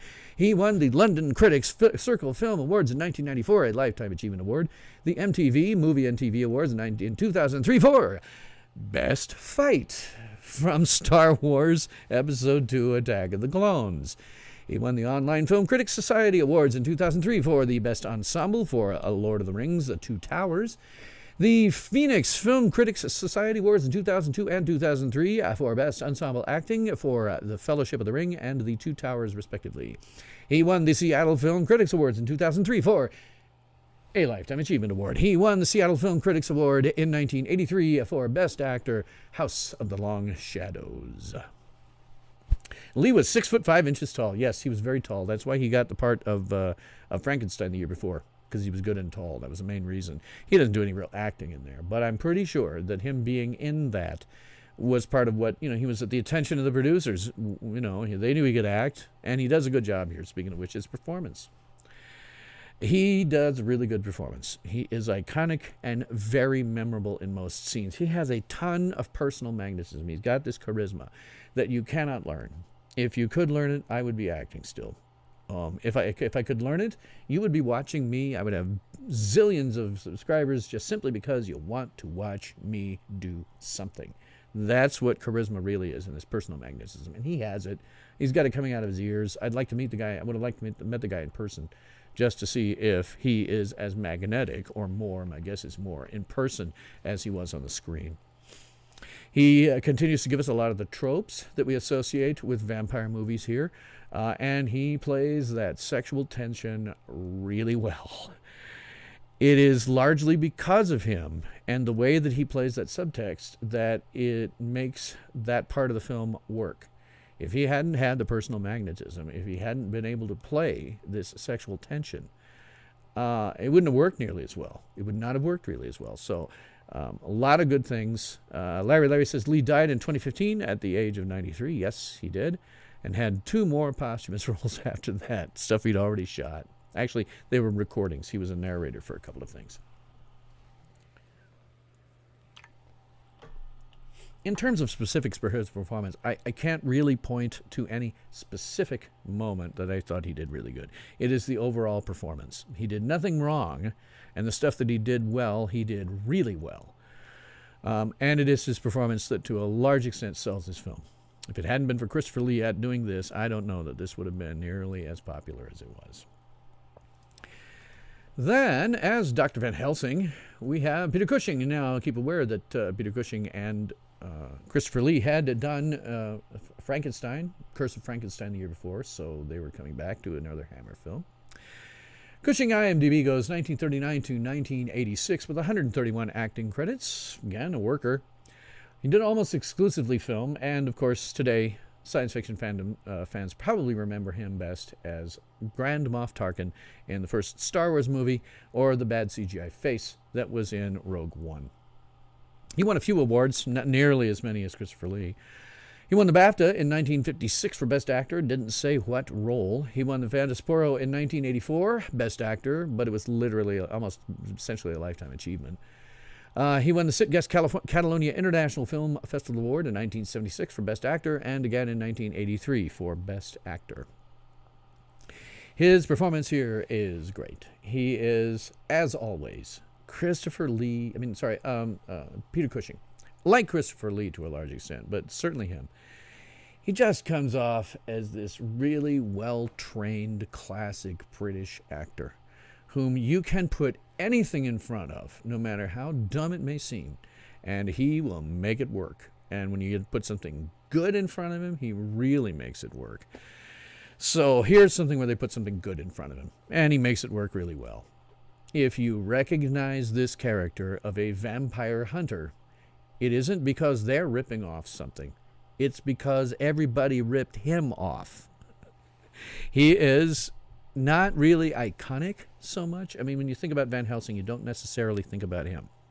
But he takes the whole thing, makes it his, and does a great performance. Again, I have nothing, specific moments I would point to him and say, wow, he did this really good. It was the overall performance. Is the fact that he had, again, this personal magnetism, and he's able to play anything.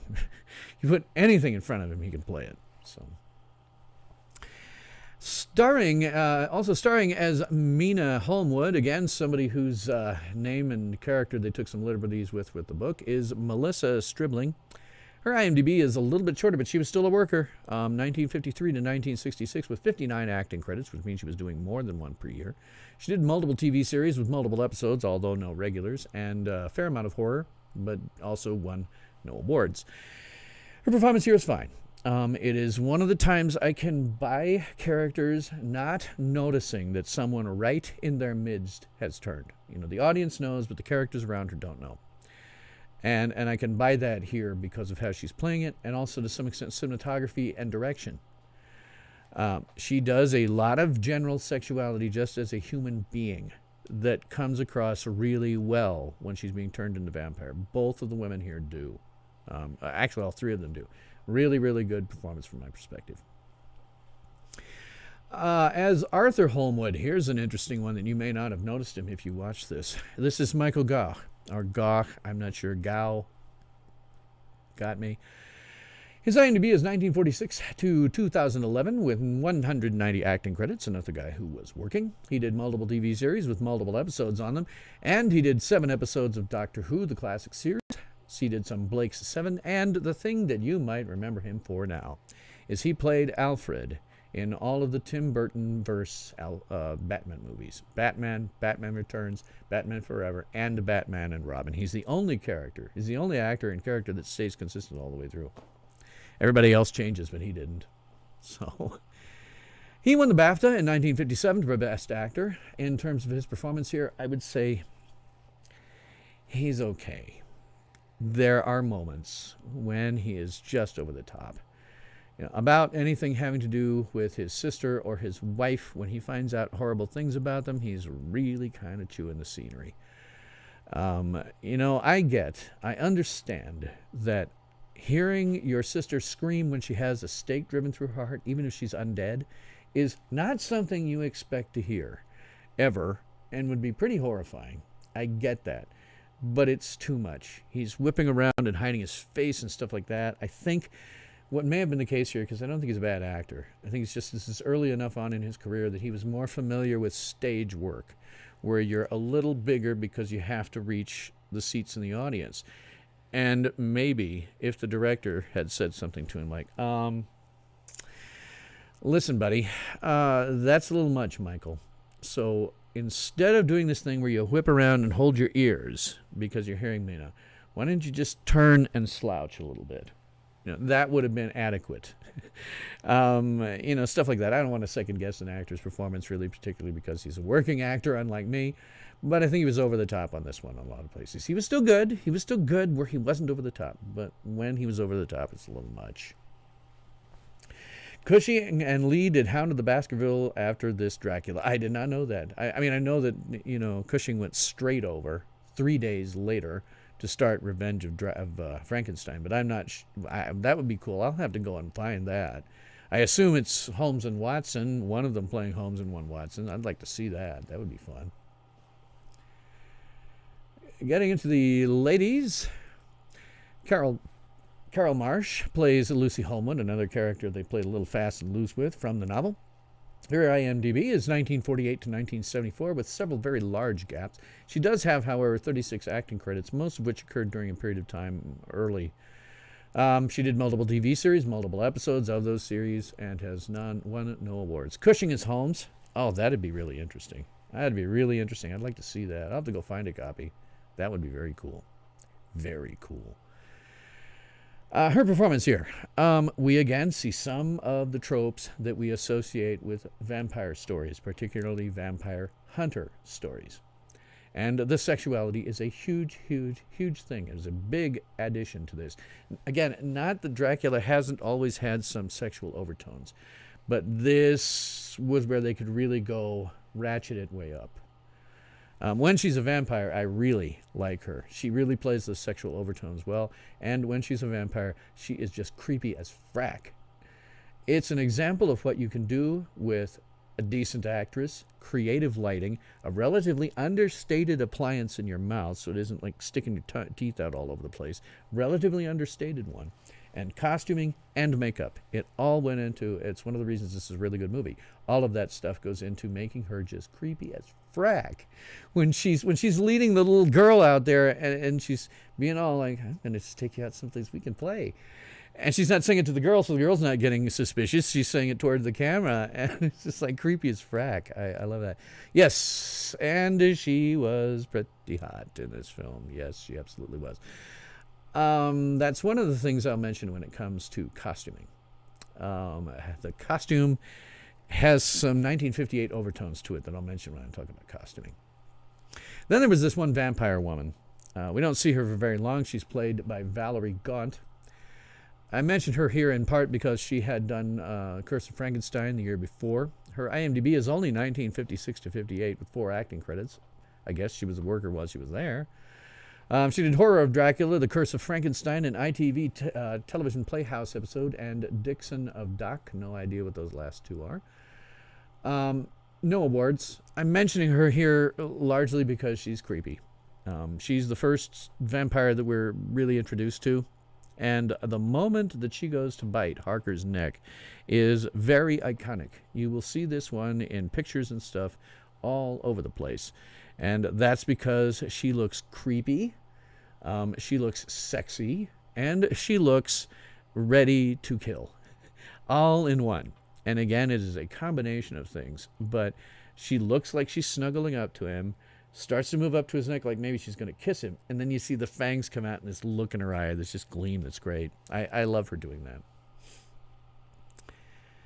So those are our performances. There are other actors throughout, but really those are the leads, the only ones that are worth talking about. So, As was mentioned before, this film was on a double bill with The Thing That Couldn't Die. I am never going to review that one. Not unless you pay me. You give me some money, or if you send me a copy, I'll review it. But otherwise, I'm not going to touch that one. Dracula's budget was a very, very damned modest. It was £65,000 at the time, which if we convert it at the time to US dollars, it would have been about $86,000. Today, that would only be $730,000. This actually had a smaller budget when you take into account things like inflation. A smaller budget than Curse of Frankenstein the year before, which I thought did extraordinarily well use of the budget.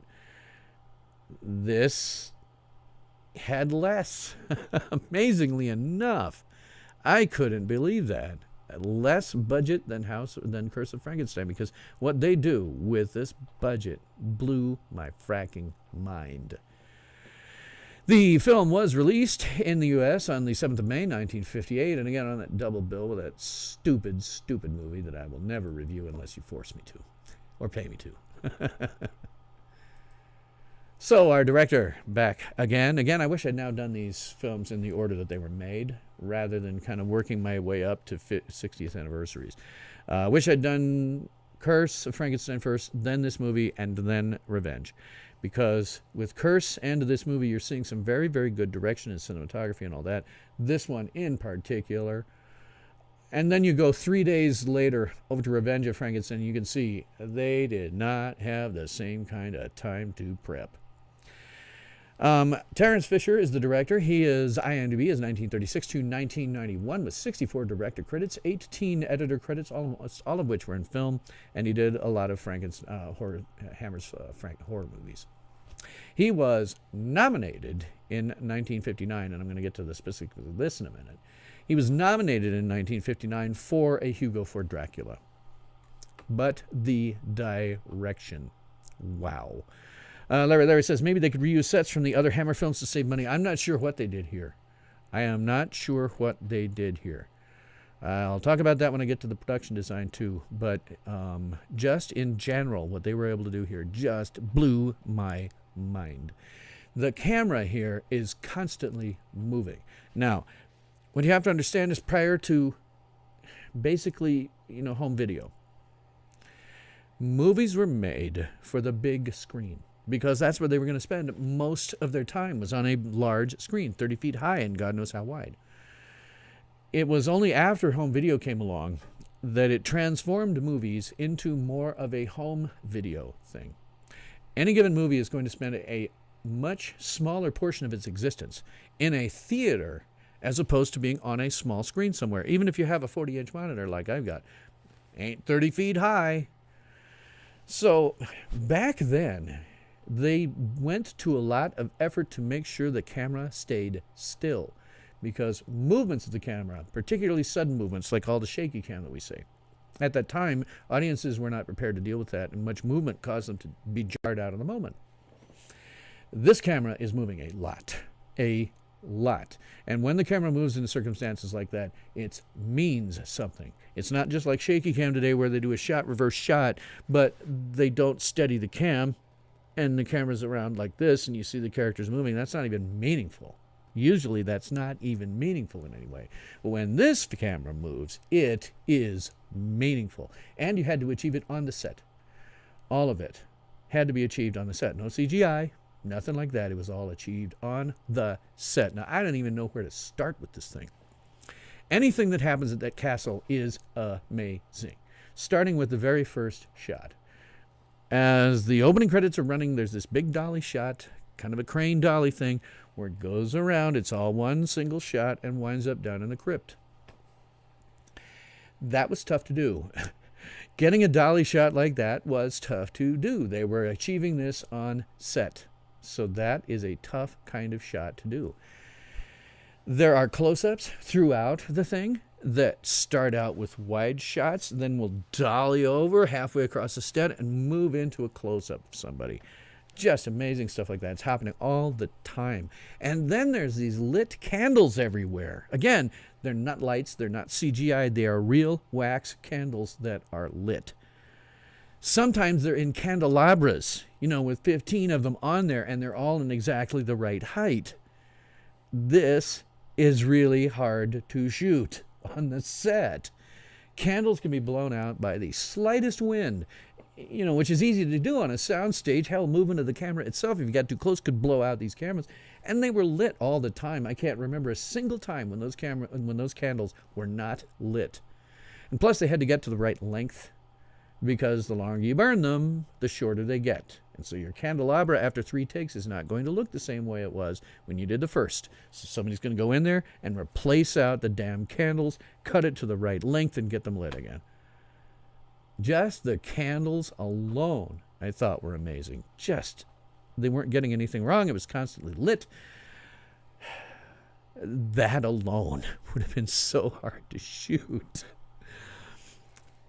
Then there's all the stuff that's going on. None of this is by accident. You don't make this stuff happen by accident. You don't make all this meaningful camera work going in, stuff that could maybe make it seem like a little more closed in or wider, because again, I'll get into it when I get into the production design.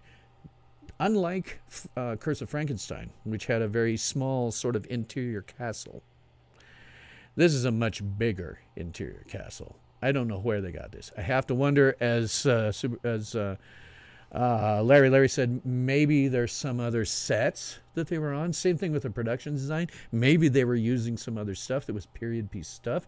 But my God, if they were using their budget, they used it extraordinarily well, just extraordinarily well. Similar thing here I can say about the cinematography. The cinematography, as with the other 2 movies I reviewed in this, was by Jack Asher.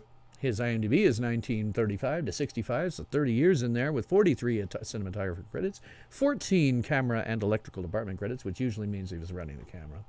He did exclusively film, and a lot of them were for Hammer's horror films, as you can see from this. Somebody did for his birthday. He was nominated for a BAFTA in 1964 for The Scarlet Blade. Now, the cinematography here.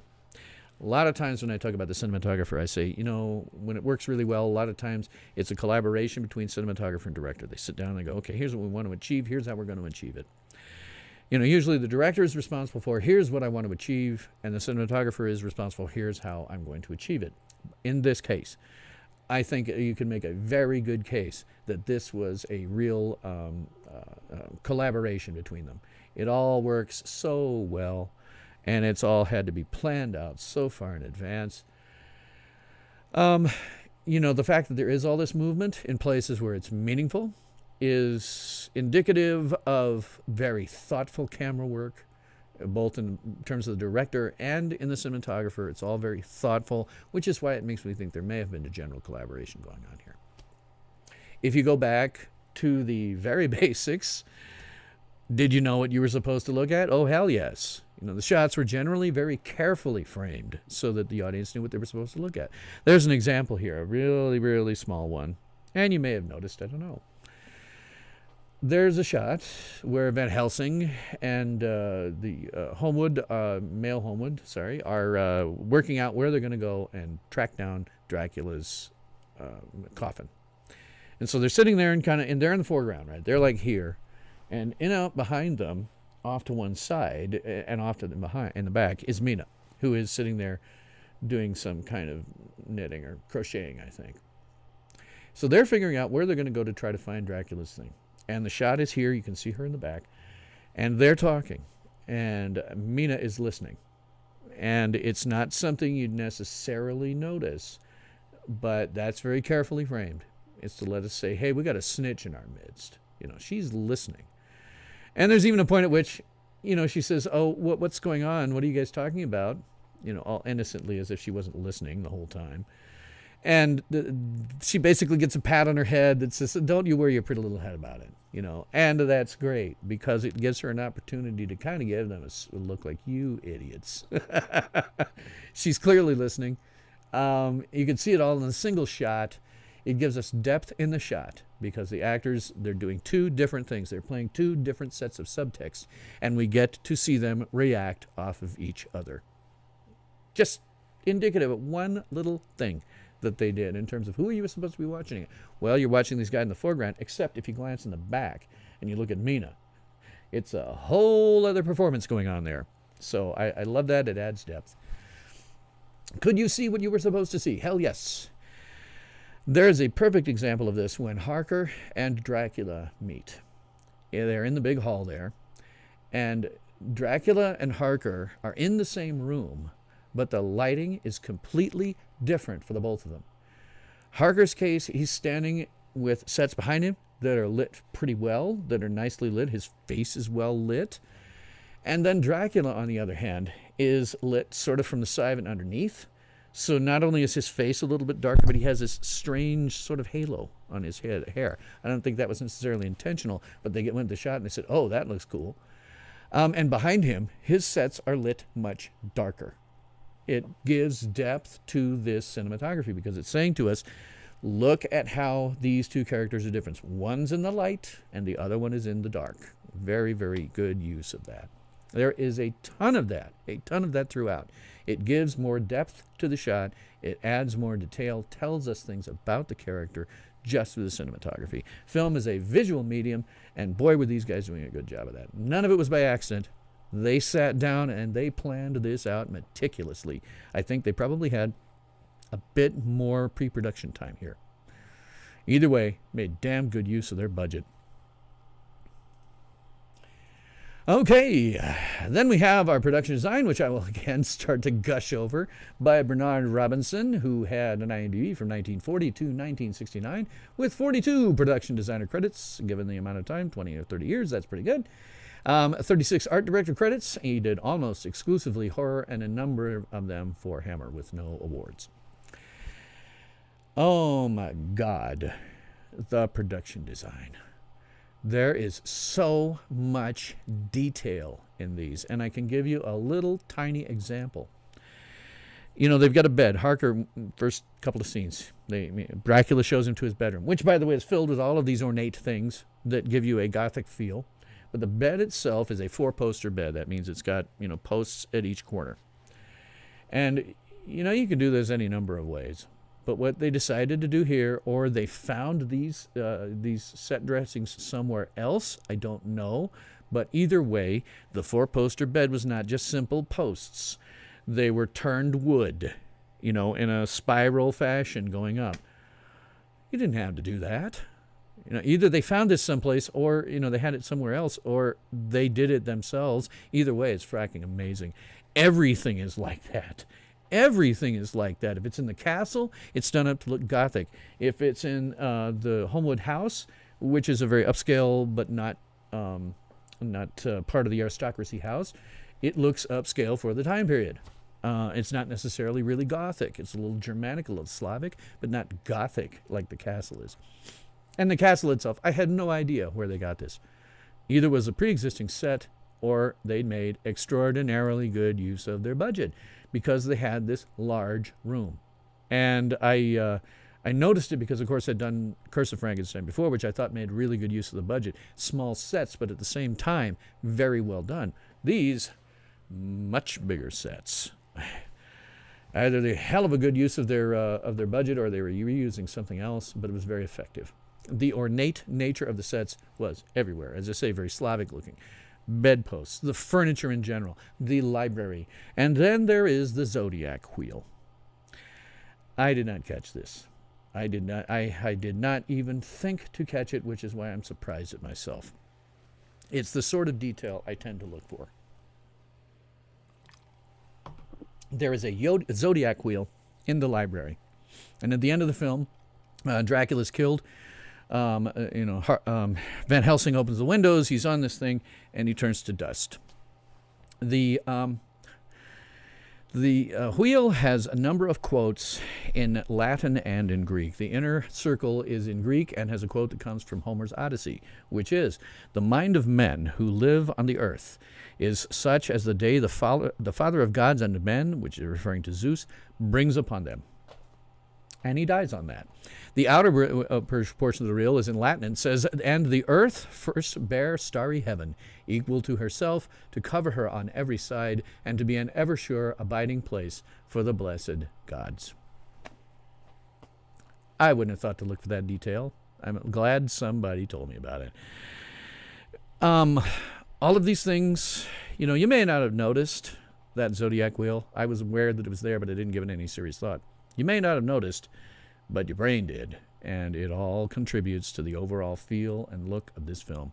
Dracula, in fact, is also wearing a ring. That is the only thing left when he disintegrates away into dust. And the ring comes to rest on the glyph that is the sign of Aquarius in the zodiac wheel. Again, it was purposeful. That sort of attention to detail blows my fracking mind, and I didn't see it. Again, you may not have noticed it, but your brain did.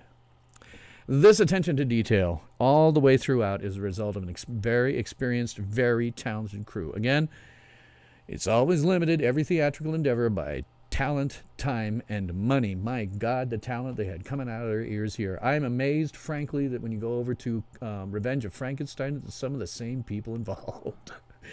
Clearly, that's what happens when you only have 3 days or so to prep for a movie, But this was an experienced crew, an experienced production designer, using their budget really well and creatively. Or they were reusing pre-existing sets amazingly and creatively. Either way, it looks pretty damn good for a movie that was less than $750,000 to make in modern money. So all of this contributes to the mood. Even when there are night sets, I bought it. I knew they were doing night sets. I knew it was sets at night some places. But I bought it because I didn't care very much by that point. I was seeing all this other stuff. And the other thing was generally pretty invested in it by then.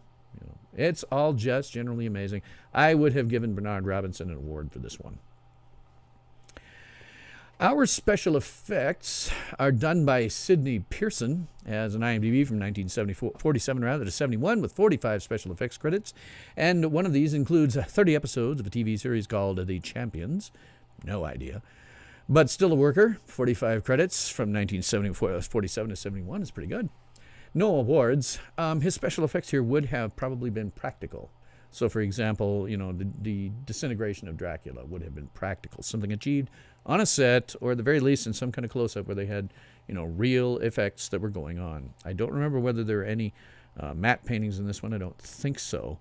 But what special effects they were, perfectly fine. I think that they probably still hold up today. I don't think there's special effects you can look at here and say they're fake and phony. I think you might look at a few and say, I might do that differently and a little more sophisticated now. But it's not like you look at this and go, oh, that looks stupid. And just, okay, Dracula just disintegrated. Got it. Again, everything is real here. So whenever you see anything, they achieved it on the set, in the camera, or maybe with a small model somewhere. Very, very good use of their budget. Makeup is again by Philip Leakey, who has done the other 2 films in Hammer I've reviewed. I put this up here not because it's makeup used for this, but because this is one of the few pictures I can find of Philip Leakey doing any makeup for any Hammer film, and it's a good piece of makeup to show. His IMDb is 1949 to 1975 with 58 makeup department credits, almost exclusively film and a lot of horror with no awards. Again, another guy knew what he was doing and making very, very good use of budget. Most of his makeup here is going to be practical, although it had a lot of care. The vampiric characters, the ones turning into vampires, had a lighter, paler skin tone, but not so much that you jumped out at you unless you happen to see them next to somebody else. The fangs that these guys wear are, from my perspective, perfect. They still hold up well. I didn't look at them and said, oh, look, they're wearing an appliance. This is what you can do. Klingon guys, listen to me. This is what you can do when you have a relatively simple makeup appliance coupled with a really good performance and excellent craftsmen behind and in front of the camera. Things just come together. There was an interesting bit that does not appear in the film that happened when Dracula was destroyed. There's a shot that I've never seen where he tries to peel away the skin on his face. Apparently what they did with that was they put a layer of red makeup on Lee's face, and then they covered his entire face with a thin coating of mortician's wax. So that way it conformed and then made it up to conform to his skin tone. So when he raked his face across that, he was pulling all that wax off and there's stuff underneath. Great example of something that you can do practical that's relatively, I mean, when you're thinking about that, right, you say, okay, how are we going to make him look like he's pulling off his skin? Well, let's try this, let's try that. And then they came up with this, which is a relatively simple way to do it. But again, you had some experienced craftsmen going on behind the scenes that knew how to do it. Now, that sequence doesn't appear in any print that I've ever seen. However, it was apparently added back in for a 2012 Blu-ray release, but they had to use footage from a very badly damaged Japanese print, which is the only place they had it. Hey, Greg Q, how are you doing today? Glad to see you here, even if you haven't been on much. Hey, works for me. So that's the makeup. Great job, period, as before, as has been the case with the other two movies. Costume design this time around is by Molly Arbuthnot. Greg Q says, Bill, of you last week, I'm looking great. Well, thank you very much. No, I haven't, actually. I've changed the way I've set my camera up. You can give the illusion of maybe having lost some weight by changing the way you do the camera, and that's what I've done. Molly Arbuthnot did the costumes here. Fandi, 1948 to 1967, with 62 costume and wardrobe department credits, which means she was costume designer, and then 3 straight-out costume designer credits. A lot of Hammer horror films. No awards. The costumes here are period, but they're excellently done. It's because I notice this stuff when it's bad. See, I used to work as a costumer's assistant when I was doing summer stock. Now, don't get me wrong. I am no seamster. I still am no seamster. I am no costumer. You give me this thing to do, and I will crawl my way through it, but I am no costumer. I never was. What happened was you have no time nor money on summer stock. So what they do is they get the actors, and they say, okay, when you're not rehearsing a scene, you go over and see such and such, and they will tell you what to do. In my case, not having had any real experience with anything else, they needed a body. The costumer needed a body to sew, and so I wound up with the costumer.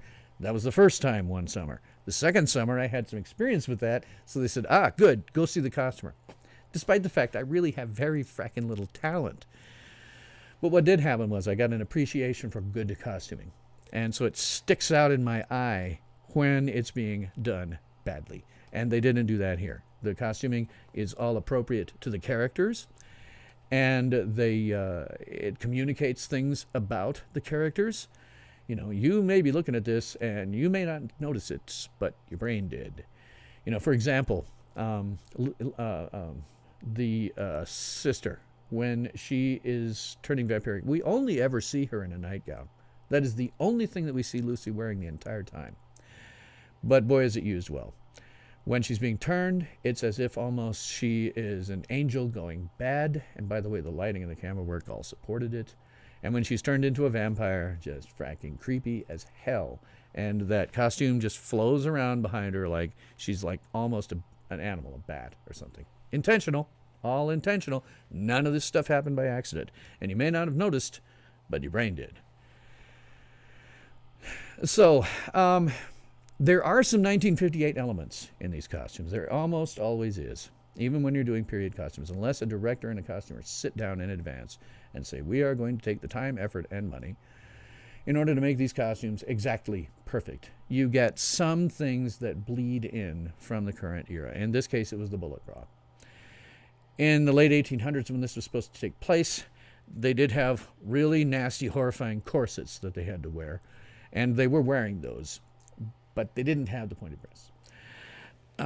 One of the things I always mention about this, and when it jumps out at me as being wrong, one of the perfect examples I can see when it's wrong is Clara in Back to the Future Part 3. Clara is a school teacher, and there's a dance at which she is wearing something that is so low cut, not even remotely unusual for that time period in terms of when the movie was made, but so low cut. She probably would have gotten run out of town. Nobody but hookers wear something that low cut and never in public. In the bar maybe, but not in public. And a school teacher at that time was supposed to be an utter paragon of virtue. They were not allowed to date or even marry.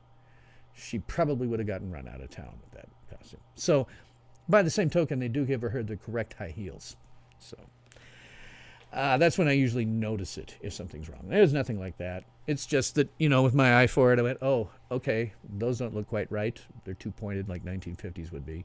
If you were going to do it today, it wouldn't be. The colors, the styles, everything they're wearing communicates something about the character, and you may not have noticed it, but your brain did. Music here is by James Bernard, I believe, is his IMDb is 1922 to 2000. Officially, it would have stopped in 1955, but he rescored Nosferatu the Vampire, that silent film I talked about at the beginning, in 1997. He's got 39 composer credits, 5 soundtrack, 1 writer, and he did largely horror, and he'd done The Curse of Frankenstein the year before. He did win an Oscar in 1952 for his 1 writing credit for 7 Days to Noon. He's got 1 writing credit in all these music ones. He got the Oscar for his writing. Go figure. I generally like his music. It is good, but not astonishing. At this point in the game, and I don't know his work well enough, he's not somebody that rolls over and ticks that box for me as being brilliant, as being a maestro. That said, I usually would say it's fine music unless something jumps out at me that doesn't seem to work. And there were 2 or 3 places where it did jump out at me as not working. When he was doing chase music, when things were getting exciting and, the characters are running from here to there or jumping across something in the scene, he's got this chase music that just doesn't work too much. It's a little too much. It's saying to us, oh, this action is way, way exciting, which is actually the music is more exciting than the action is. So it didn't fit there. It wasn't bad music, don't get me wrong. It just seemed in those particular places it didn't work out correctly for me. Going to be off almost 3 hours. Going to be at least 2 and 45. Oh well. Got to do something about these mini reviews. It's going to set me back a ways. So I would say at this point in the review, we ask ourselves, is it any good? Yes. This is a great film, especially for the budget. I would definitely watch it. Keep an eye out for some of those things I talked about with the camera movement, the lighting, and all the ornateness of the production design. It does have, as I say, a really amazing direction, cinematography, production design, performances. Go watch this thing. Go watch this movie. It is definitely worth watching. Okay, well, I don't really have any news to talk about today. Nothing horrifying has happened that I want to talk about, and there hasn't been any amazing new tech news. There was an IPCC report that came out again this week. I would simply point out it is a another in a long line of doomsday scenarios being thrown at us by the IPCC. Do you know how many times they've now told us? This is the 15th report they've done. I think almost every one of them tells us we got about 5 years till we're all dead. Please stop listening to these people. They're idiots. So, let me do a little bit of ad copy for next week.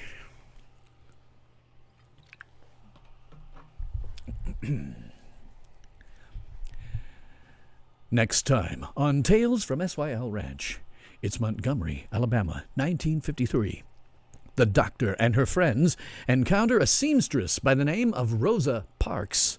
Now they begin to wonder whether someone is attempting to change history. That's the Fandi Masters mini-review of Doctor Who Season 11, Episode 3, Rosa. Then, if you could have the man or woman who ruined your life brought before you, would you kill them? Based on a story by the master of science fiction, Robert A. Heinlein, and from the director of Daybreaker, Ethan Hawke and Sarah Snook, star in the Fandi Masters review of... Fandi Masters review of Predestination. It can be overwhelming knowing the future. That's next time on Tales from SYL Ranch, which is, of course, live here in North America on Monday nights at 9 p.m. Eastern, 8 p.m. Central, 7 p.m. Mountain, 6 p.m. Pacific, and we're working off of UTC. That's 1 a.m. the following morning. I do have the entire rest of the year scheduled out right now, subject to change in case I need to make some. Week after Predestination, I will be doing, you can find these, by the way. They're on my Patreon and on the MeWe page for this show, which I have links to down below. October 29th, I will be doing the Rocky Horror Picture Show. On October 31st, that's our simulcast. I'm going to do a second audio track with the 1938 radio broadcast of War of the Worlds, and we will spend Halloween together. November 5th, the Quatermass Experiment. We're going to Quatermass our way up to the 1958 sequel. I'll be doing the Quatermass Experiment on November 5th. November 12th will be Barbarella. November 19th will be the Star Wars Holiday Special Abridged 45-minute watchable edition. November 26th, Quatermass 2. November 3, The Fly. November 10th, Superman, the movie. November 17th, then Quatermass and the Pit. I'll be dark for Christmas on the 24th. And then on the 26th, I'll be back for the Doctor Who Christmas Special 2018. And then on December 31st, the Orville Season 2, Episode 1, Primal Urges. That will also be, since it's December 31st, we will be spending New Year's Eve with the Fandi Master. So if you want to pop in, I will be on at least until midnight in Central Time. Don't know that I'll necessarily make it out to midnight Pacific, but we'll give it a shot. Greg Q says, War of the Worlds. So thank you, Super Crew 63. Thank you very much. Thank you. Greg Hughes says, War of the Worlds. As a Jersey guy, that will be awesome. Yeah. That one's going to have context to it, too. It's an 80th anniversary on that one, so it has context. So I guess, probably at this point, I would be inclined to ask. Say, pardon me, but could you help out a fellow American who's down on his luck? Hit the road! So if you like what I'm doing, please like, sub, and tell all your friends and family to do the same. And hit the notification bell, because I'm unclear that you'll be notified if I do a damn thing otherwise. You can hit my PayPal tip jar, my merch store, the Amazon wish list, and there's a nice laptop on there. If you decide to buy that for me outright, you get to program my show. You can tell me to do anything you want, any order you want. And, of course, check out my Patreon. I do want to thank my viewers who have contributed to me and are contributing to me. I'm starting to see more of that. As I mentioned before, it's a couple of things. One is, just the fact that somebody likes the show enough to even pay for it. But beyond that, I was a long time ago in a galaxy far, far away an actor. And while this is not me acting, I am not acting. What you see here is real. It does require a certain level of performance to it. Otherwise, it doesn't work well. If you go back and you watch my early reviews, you can see I didn't have the same standards and the same ideas about what to do in terms of making it come out better, and that's where the performance part comes in. So the notion that anybody's paying me to do that, I really enjoy. I like that very much. So, in the immortal words of Elvis, oh, thank you very much. I do have some merch that won't set you back too terrifyingly much. I am selling t-shirts and tank tops and hoodies and coffee mugs and stickers in a variety of sizes and colors. They all have the show logo on the front with the show motto, always know where your towel is. And on the back, my YouTube channel name, along with the secondary motto of the show. Sorry, I'm in the wrong spot. Secondary motto of the show, nothing that you see in the press is real. Nothing. So again, thank you all very much. I appreciate the warm feedback here, and thank you again for giving me the slightest bit of money. So I guess that's all the time we have today, boys and girls. So tune in again next week for my review of Doctor Who Season 11, Episode 2, as well as Predestination. Until then, this is Tales from SYL Ranch, the vlogcast that reminds you to always know where your towel is. And I'm your host, Bill Stone.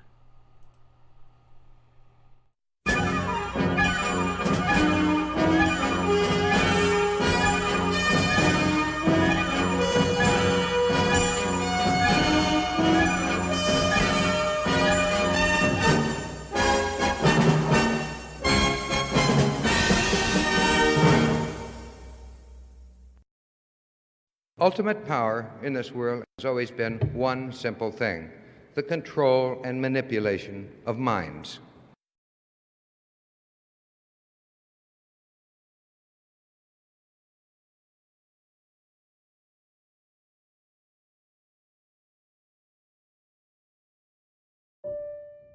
What if I could put him in front of you? The man that ruined your life. Would you kill him?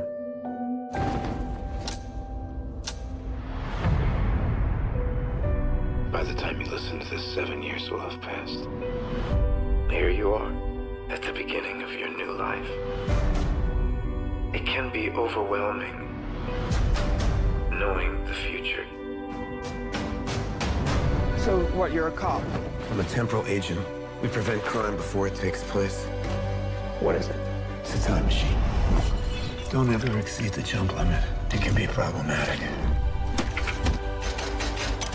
If you ever want to stop the Fizzle Bomber, you'll never get another chance.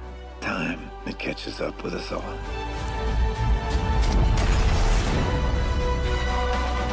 You can do this. What are you saying? What's that got to do with me?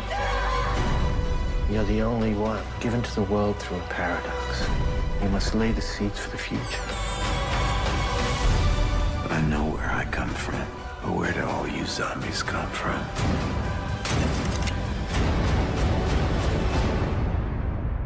What if I could put him in front of you? Would you kill him?